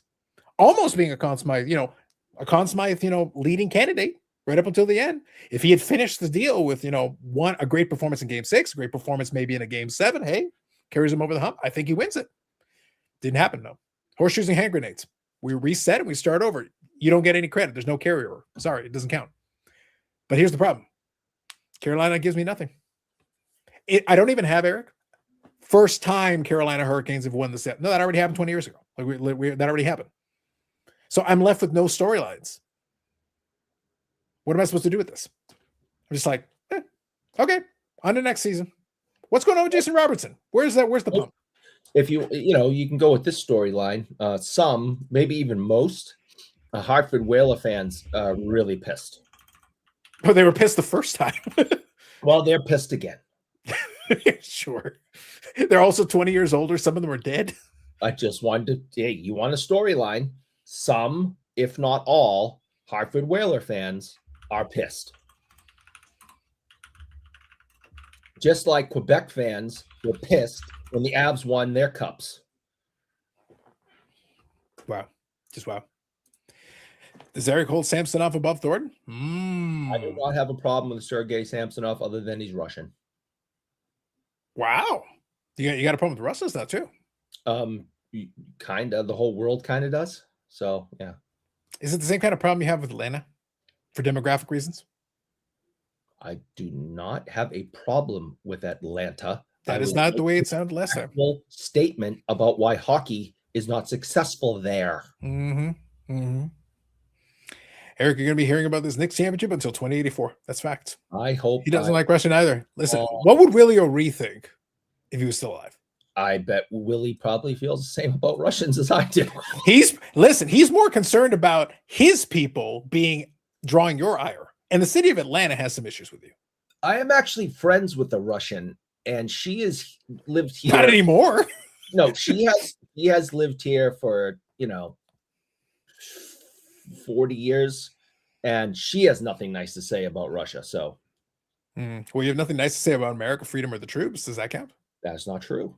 I've heard you. We Yes, listen to you on the Patreon. We know what's going on. Flag Day, everybody. I hope everyone had a wonderful Flag Day and you proudly waved your American flags. It doesn't count if you burn the flag while you wave it. I would never burn an American flag. Except on the Patreon. We've seen it. In anger. In anger? In pleasure? No. In joy? When you retire them, you burn them. Uh-huh. You decided just a random flag's been retired? No, if a flag is worn, it is sun faded, it is torn, you have a proper ceremony and you burn them. But a man is correct. Why is this the greatest country in the world? Because you have the right to burn your flag in anger if you so do choose. You should try that. Could you get a GoPro and try that outside? And your government can't do a damn thing about it. That's why we are the greatest nation on the earth, because who's other nations, there's many other nations where there are great penalties for that type of disrespect. You're in a rolling truck in Manila. Who's we? What's we? The Manilans? Yeah, I was going to say, like, who's we? Yeah, the Manilans outside the truck. And Amanda's right. Oh, she's a good one. Again with the intolerance, Eric. Honestly.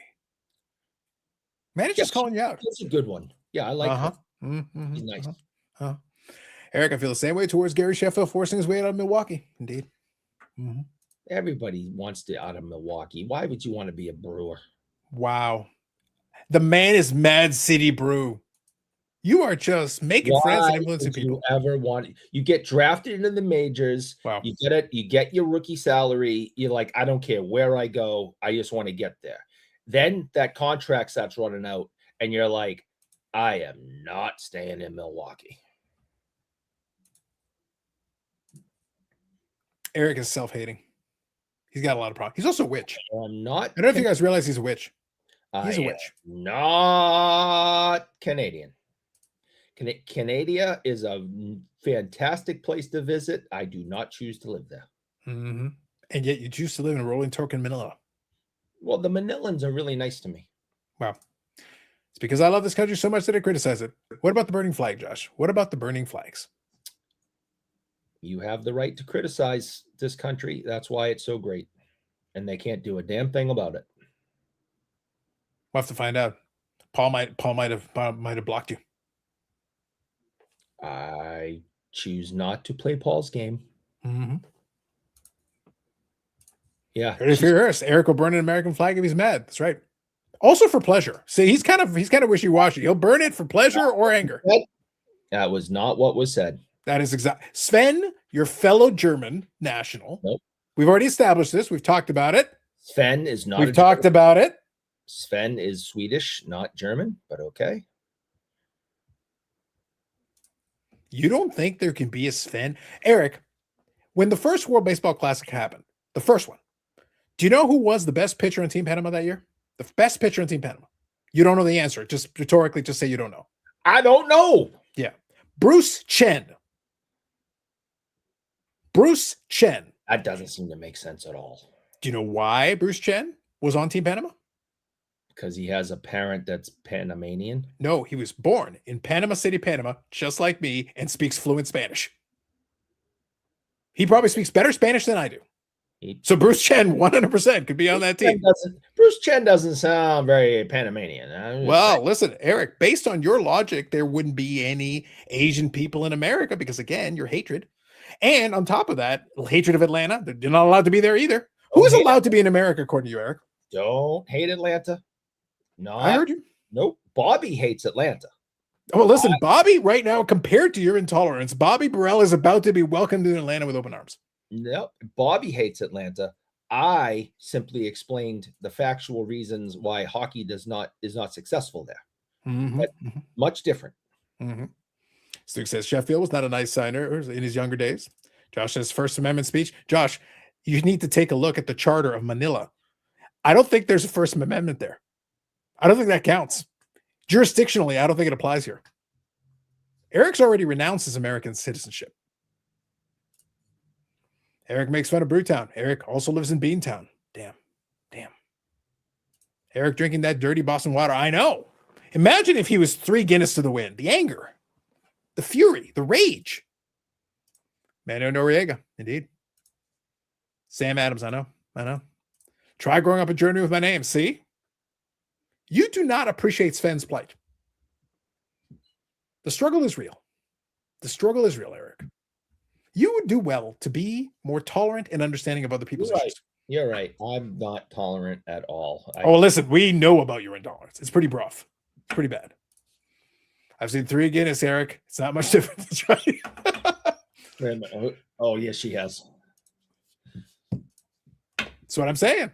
Amanda, listen, I never believed his lies. I never believed it. Not for 1 second. Feels like Friday like a lot. Listen, it's Friday in our minds. I have to kill time because, listen, the Stanley Cup final was boring. It was a snooze. So I have to make up for it. Otherwise, we got to talk about the Knicks. And unfortunately, we don't have our basketball expert. We don't have a basketball expert. So what I'm saying is we don't have one. We know about the squeak, squeak, squish. That's all we got. We know about that. I know it was the first time in 53 years they won a championship. They last won in 1973. If Dan was still around, Dan was probably overturning cars when the championship was won. I'm actually glad, for Dan's sake, I'm glad he's out of jail. I just assumed he had been, caught by the cops at that point. So we'll have to talk about it. Next time we see him, we'll cross our fingers, we'll get a little more information. Hopefully, he celebrated and only turned over a couple of cars and maybe a few Molotov cocktails. Didn't go too crazy.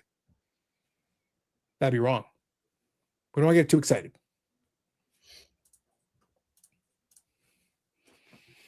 That's all I got. Unfortunately for the NBA Finals, there's not much I can add. But we did have 2 champions crowned over the weekend, so we did have that happen. It was an exciting weekend. I hadn't watched a start to finish basketball game in many years. I don't like the current game, the way it's played.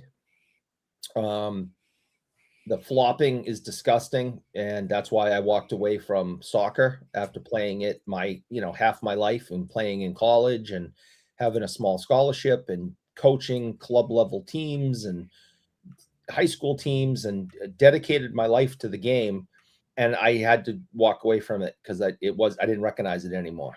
And same thing with basketball. Growing up in the 80s, watching, Celtics, Lakers, and 76ers, and, Pistons, and these guys were so tough.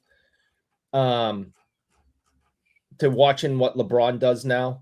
I mean, we all seen the one where he flops, puts his hands over his eyes, and then looks to see if the ref is looking, and then goes back to do it. I mean, it's disgusting. Eric, I have a question. You specifically chose LeBron as if he's the only player in the NBA who flops. He's the one that did that disgusting move. No, they all flop. But we singled him out. Would we have singled him out if he was Larry Bird? We know you hate Larry Bird. I don't. Larry Bird's not a perfect human being either, and I've said that and admitted that on the show. Mm-hmm. Okay, he's never going to win Father of the Year. That's for damn sure. Just wow. But damn. My point is, this is the first basketball game I've watched from start to finish in many, many years because I don't like the huck and chuck. That's why the Celtics lost. They just chuck in threes. That's why San Antonio lost the previous game after being up so many, because I think they were like 0-14 or some ridiculous number like that, just chucking threes when they could have controlled the game better. The game sucks, but it was exciting to watch a championship game. And so we actually watched it. My son came down to watch it.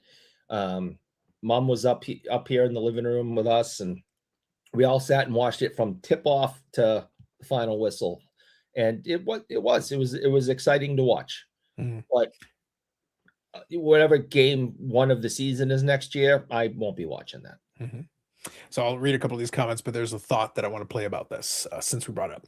Stuke says, young team from San Antonio made a lot of stupid plays at the end of games. Yes. Hence the Knicks didn't make those mistakes and won. That was kind of the big thing. The Knicks team was willing to keep fighting through it.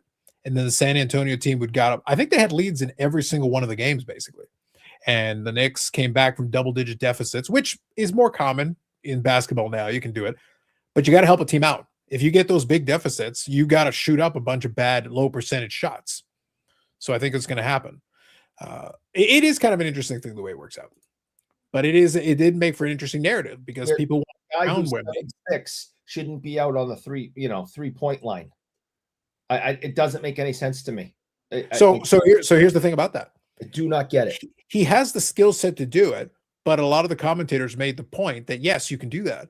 But once things get into crunch time and those baskets get a little trickier, getting closer to the basket, having higher percentage shots, take advantage of the fact you're 7'6". You can really capitalize on that. And really the narrative going away from this is going to be interesting. So that's why I say, like, to me, the NBA finals is more interesting because now the story. So first the Knicks have the championship. That's a good story because it's been so long and everything and all that. But here's the interesting story. Wemby started the series being more of a kind of a universal fan favorite. Most people kind of like the guy. He showed a very ugly side of himself, And now he's going to be a little bit more of a villain going into next season. So the question is, how does he respond to being a little bit more of a villain? Now he's more of a polarizing figure because there were things post-game where he was walking and people were throwing eggs and things at him. He didn't have that issue up until this point. Yeah, well, that was New York fans throwing stuff at him. I mean, they also destroyed their city. So, I mean, I have no use for New York fans. I got to get Dan to walk around by the ruins. This should be interesting. I'm going to read his comment too. He's coming up. Sven says it'd be funny if we saw Dan busting windshields with an autograph Hank Greenberg back. The important part is it's an autograph one. It's important. Yeah. They're not all flops, says Stuke. Listen, Eric thinks everybody's the same. He thinks it's all those people. Eric is a lot of that. Same goes for football. Just needs on a quarterback as a flag. Indeed. Knicks out coach the Spurs too. They did, especially in crunch time. New York City was absolutely not violent at all. It was singing, dancing, and burning school buses. Yeah. There was a burning school bus. No, a burning fleet. How many buses constitutes a fleet for you? I saw 2. How many buses did you see? 2. Eric, bring pictures. Grab your phone. I want pictures of a burning fleet. Bring me a burning fleet picture. Okay. I was embarrassed for PCU winning Champions League, and they were riding a burning car. That was in advance of the Knicks championship. That was the start. They wanted to get it warmed up. And there was burning cars. At least 2.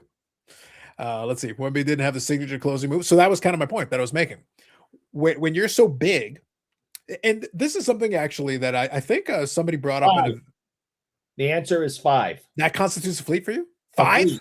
Yes. 5 school buses were set on fire or destroyed with bats near the Port Authority bus terminal. How many of them were autographed Hank Greenberg bats, and how close was Dan? I need more information. Anyway, what I was going to say is that Stuke's point here is actually very valid. What was interesting about it, and I saw this is from like a pregame show a couple of years ago. Somebody was talking about this. They were doing actually a feature. They were doing a feature on Kareem and the Skyhook.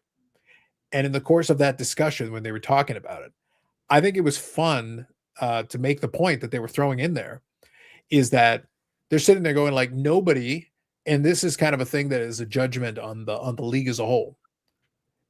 With the 7-foot guys, Eric, none of them have tried to go to Kareem to ask for any points on how to do a skyhook.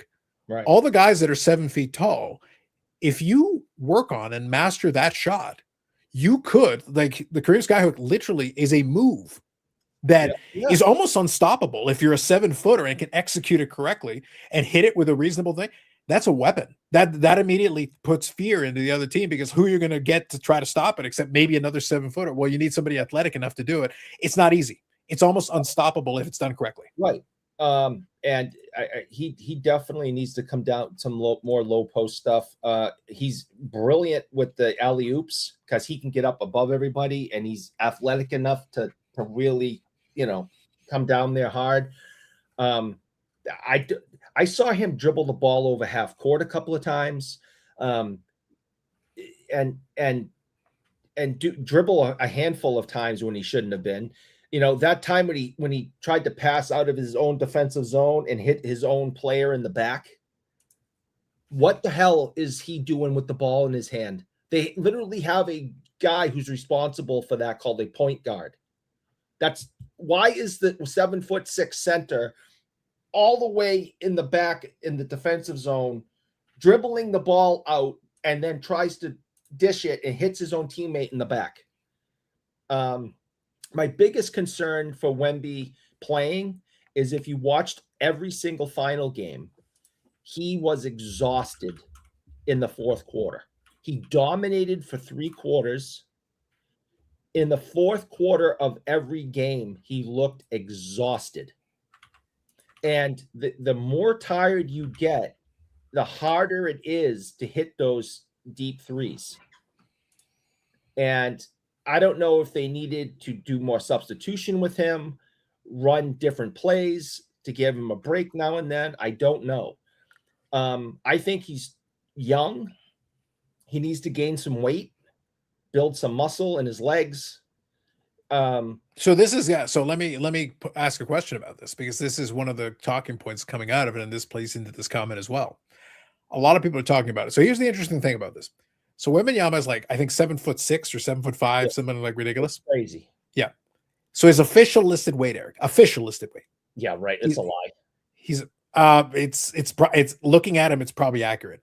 His official listed weight is 235 pounds, and I believe it. A stiff breeze could blow him over.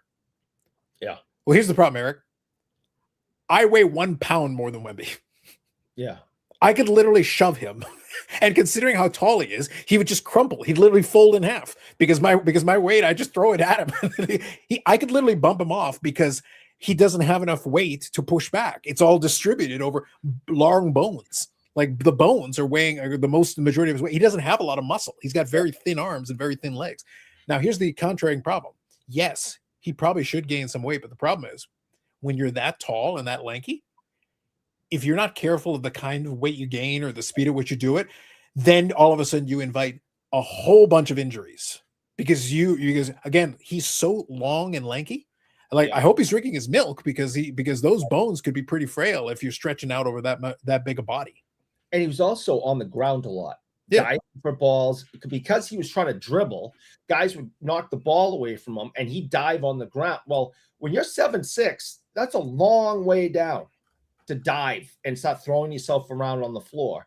And you got some of these guys that are just complete muscle diving for the ball along with you. I can't believe his legs didn't break a couple of times. Because I mean, he's skin and bones from the waist down. Yeah, so that's kind of the issue. So one thing is, if you want to gain a little bit of weight, you got to be super careful in how you do it. You got to be strategic about this. Use the strategery, because you don't want to just gain random weight. That's not going to help you. That's just going to put strain on your joints. That's not what you're looking for. But you do need to have a little bit more muscle, or people are just going to realize they can just body you. They're going to realize they can just put a bunch of contact on you, and you're going to wear down.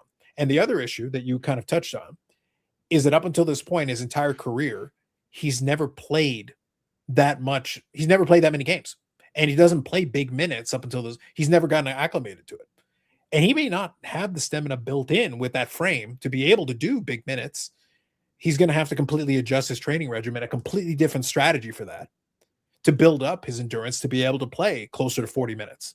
He's not built for it yet. Yeah, he just looked exhausted every fourth quarter, and that's when the Knicks started making their runs. Which is what they should be doing. That's good strategy, though. It means you hang in there. Yeah, you got behind, but you kept going. And then once they started adjusting and getting tired, then you attack and attack and attack and attack. And then all of a sudden they're worn out and you're attacking. And once they got on a run, because that team is so young, so many of the players are so young, they had no idea what to do. They did not know what to do once the tide turned against them. And then they started, because the Knicks kept coming in waves. They just kept coming. And then that's how they kept coming back. And imagine if you keep building up these leads and they keep coming back and you think, oh crap. And now you're in this crunch time situation. And all of a sudden your big guy doesn't know what the hell to do. He's confused. He's perplexed. He's flummoxed. It's a good situation for New York in that situation. I'm just not a fan of a guy that big playing out away from the rim. You should be down there for rebounds and post play the entire game, both sides of the court. That this I don't know if he gets tired and he's like, because he does have a good shot. I'm not going to pretend that he doesn't. Yeah, but it's like that's someone else's job. The point guard can't go down low. You shouldn't be up high. Go down there and do your job, and let the point guard do his job, or the shooting guard do their job up on the 3-point line. And I just kept watching, these games Because I watched a lot of them periodically. Like I said, I only watched the last one from one set, from the very beginning to the end. But I watched the other ones periodically, plus all the highlights on SportsCenter, and you just saw this guy completely fall apart in the fourth because he was exhausted. Mm-hmm. And I think some of those bad shots he was taking in the fourth was, I'm too tired to run the extra few steps and bang bodies down low. I'm just going to chuck one from up here. Yep. So there's a couple of good comments here. Mad City Bruce says NBA players need to use the backboard more. That way scares in there for fun. So that's on fundamentals. Some fundamentals. Oh no, you have to. It has to go, through and make a snap. That's the cool thing, man. You're absolutely right. They don't ask you, how the ball went in the hoop. They ask you how many times it went in the hoop at the end of the game, and the one who got it the most wins. Yeah. So well, that's the reason. That's the reason why I mentioned earlier. I still don't understand why a guy like that. That's where his people, because these players all have people now. Oh yeah. It's all about people. I'm a big fan of people. But if you're gonna have people, Eric, you need people that will tell you, go find fucking Kareem, figure out the goddamn sky hook, and you'll have a shot that you can use in crunch time. Because that's a shot that once he developed it can be unstoppable. Imagine if you have that in your back pocket when you need it in crunch time. You need a basket. You absolutely need one right now. Go do that shot. Right. That can be your go-to move because there aren't too many guys that can effectively block it. And that is what you're looking for in that scenario to be able to do what you're trying to do. And when Kareem was younger, and even at the end of his career, but definitely when he was younger, he was built similarly. Okay, he was very tall and lanky, he's very thin, and very thin.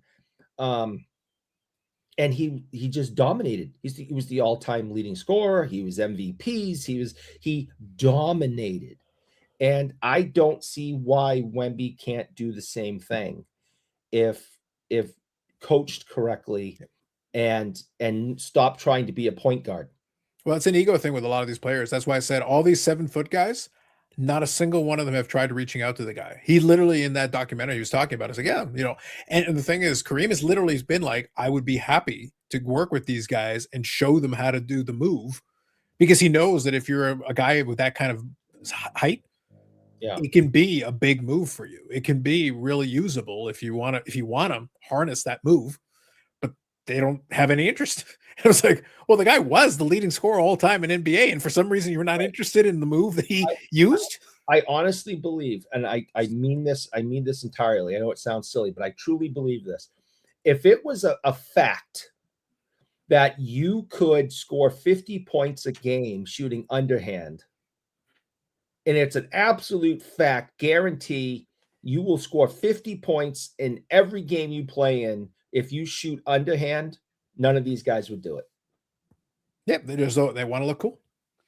Wemby not shaking hands, giving up Isaiah Thomas jump pipe. So that's kind of what I was talking about earlier. I was talking about like Wemby. So this is the storyline thing I was talking about. I mentioned in the Stanley Cup final, that's fine. I like a storyline. If I don't have a rooting interest, I need a storyline. Unfortunately, I didn't have one. Carolina winning doesn't do anything for me. Congratulations to their fans. Congratulations to them. Sucks for the Hartford Whalers fans. My condolences. But beyond that, there's no story here. There's nothing special for me. But in the other one, you had 2 stories going into it. And now, coming out of it, Wemby's a little bit more of a villain. We're exactly what Michael's talking about here. He came off like a terrible sport off of it. If at the end of it, he had gone, you know what? We need to learn from this. Congratulations to the Knicks.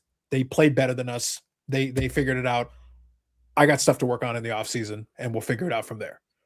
I think that would have come off very well, Eric. If you just at the end just said, you know what? They were better than us. They figured it out.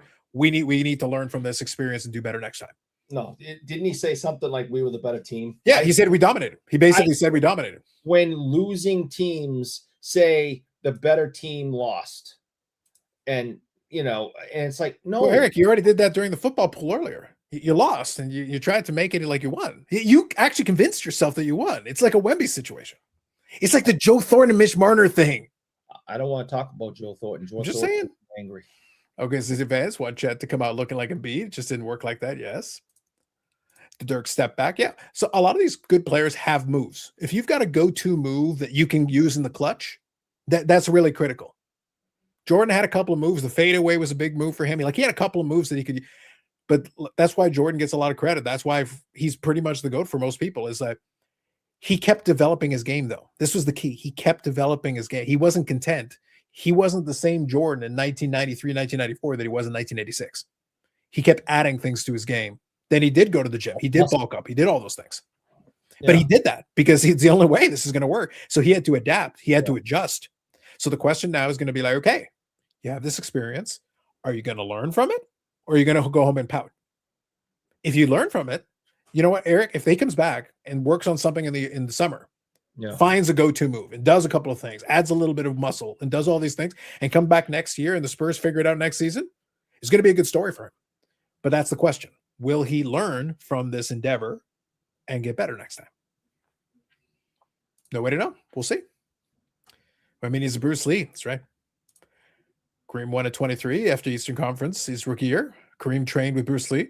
That's what I'm saying. But you need to have the humility to be like, I need to improve. You can't teach 7'6". You can't teach it.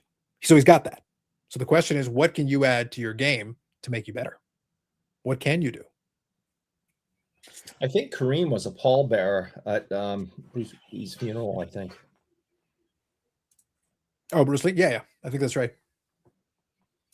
I don't know, it's not an efficient way to shoot a basketball. It goes against all proper shooting mechanics, let alone getting your shots blocked easy. Not with that attitude. Is this sarcasm or it's probably a little bit of column A, a little bit of column B. Oh, I like Zach's confidence here. Spurs aren't getting past the Thunder again. That was their shot. Damn. Zach's already ready for Oklahoma City to come back again next year. We'll see. Who knows? Yeah. Who knows? We're getting reports here even in the news now. First, it was just internet silliness, and now it's like hit the news that the Celtics are really working hard to get in Giannis. So, are they working wicked hard? Wicked hard. They're working wicked hard to get Giannis here. Well, he's going somewhere. He's definitely going somewhere. Now they're working wicked hard to get him here. What do you think about that? Are you going to figure out how to say Antetokounmpo?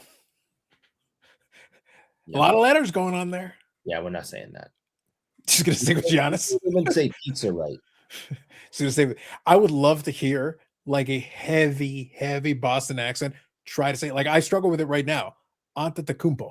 I think that's about as good as I can do. I'm not even going to try that one. Hurt my tongue. Yeah, Eric, I would love to see some guy from Southie try to say his last name. I want to hear it. You don't want to hear what the Southie people would say. Would they need to go to sensitivity training with you? No bet. Yeah.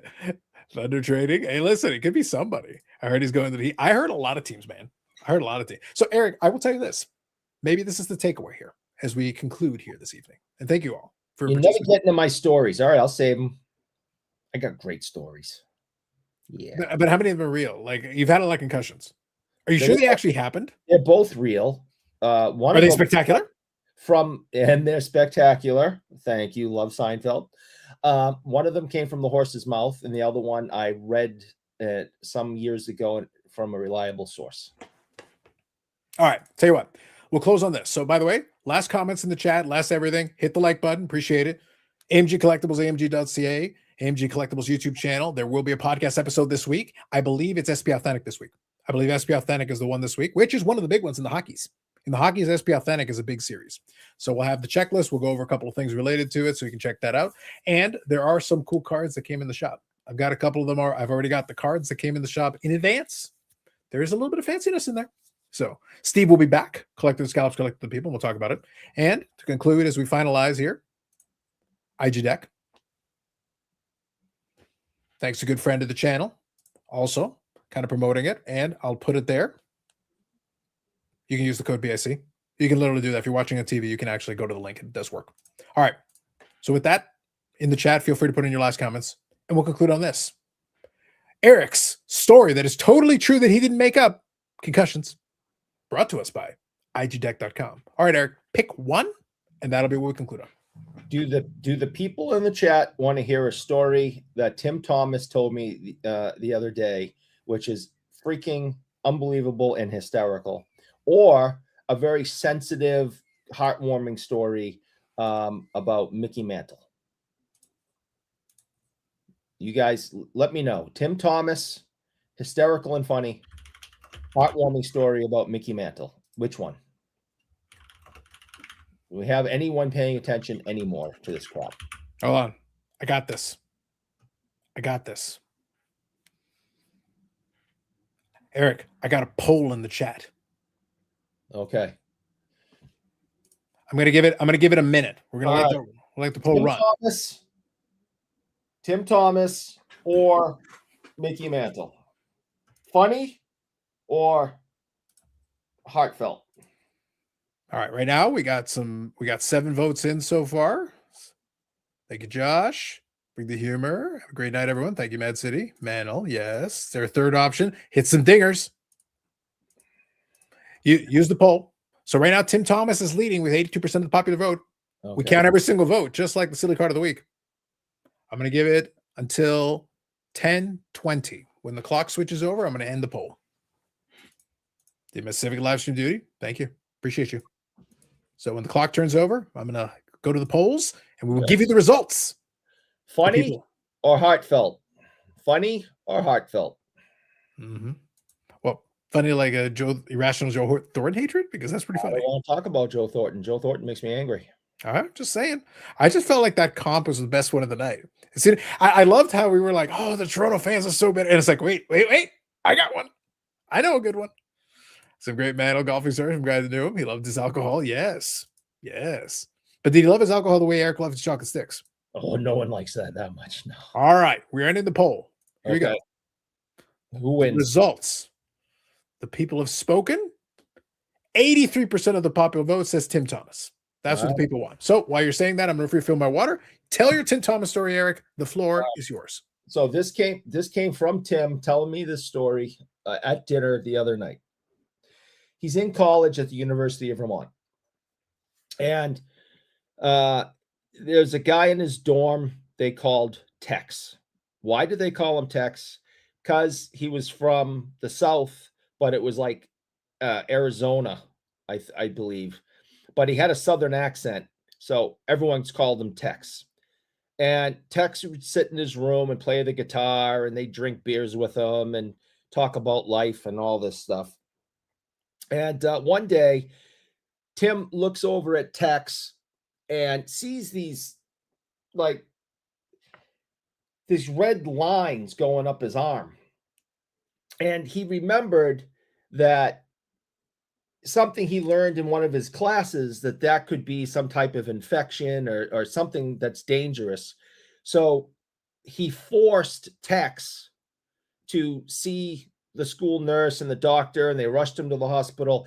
And seriously, he saved Tex's life. Saved his life. Doctor said, you waited another day, you'd probably be dead. All right. So Tim Thomas saves this guy, Tex, saves his life.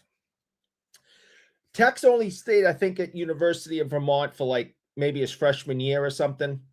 And, as a lot of college relationships, you kind of go your separate ways. And that was kind of the end of that. Years later, Tim's in the NHL. He wins the Stanley Cup. Okay. Now he just keeps telling us, my mind was just worn out. I was toast. My brain was tired. My mind was just toast. He kept just telling us that. And he goes, so we win the Stanley Cup, go on the run, win the Stanley Cup. Then we got to do, all the celebrations, and then we got to do the interviews and and then of course he wins the Vezina. So he has to go like to wherever they're having the award ceremony. It was like in California or something.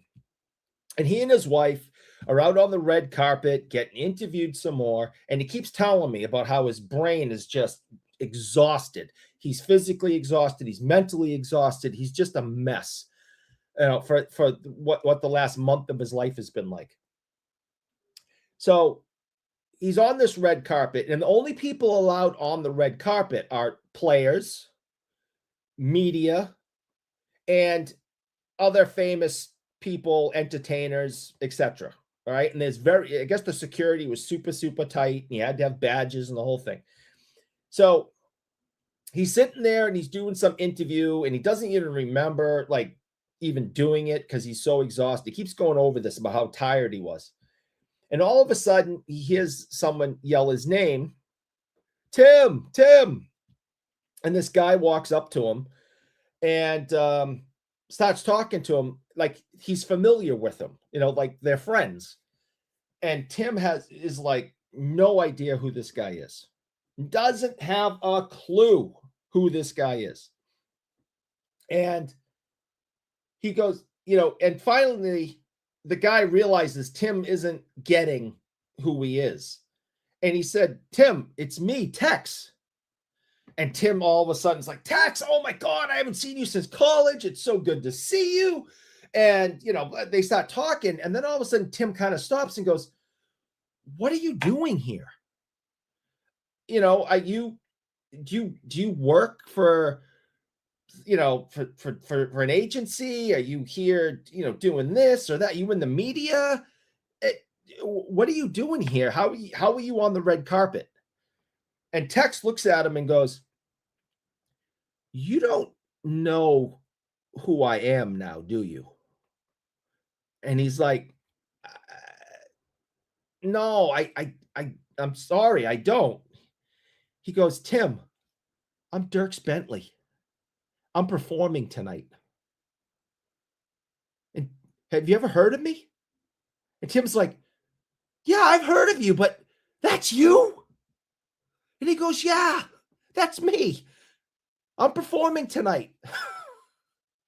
So Tim Thomas saved Dierks Bentley's life in college, didn't talk to him for tons of years, never made the connection that Tex was Dierks Bentley, and then sees him on the red carpet, still doesn't know who the hell he is.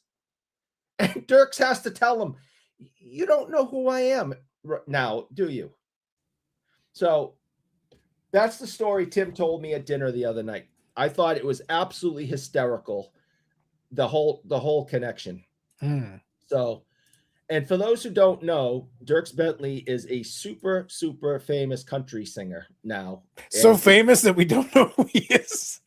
If everyone knows who, come on, people know who Dierks Bentley is.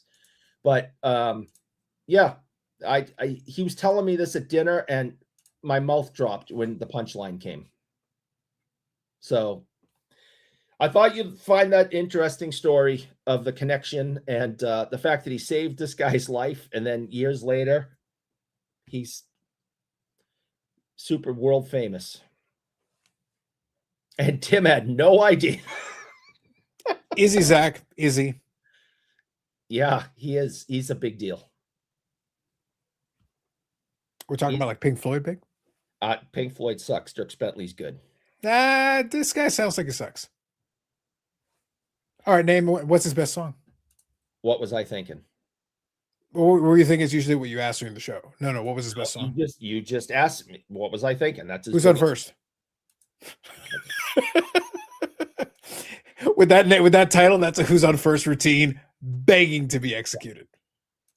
Yes, I'm sure you have, Josh. How many of you Googled it? Country or Western, exactly. Blues Brothers.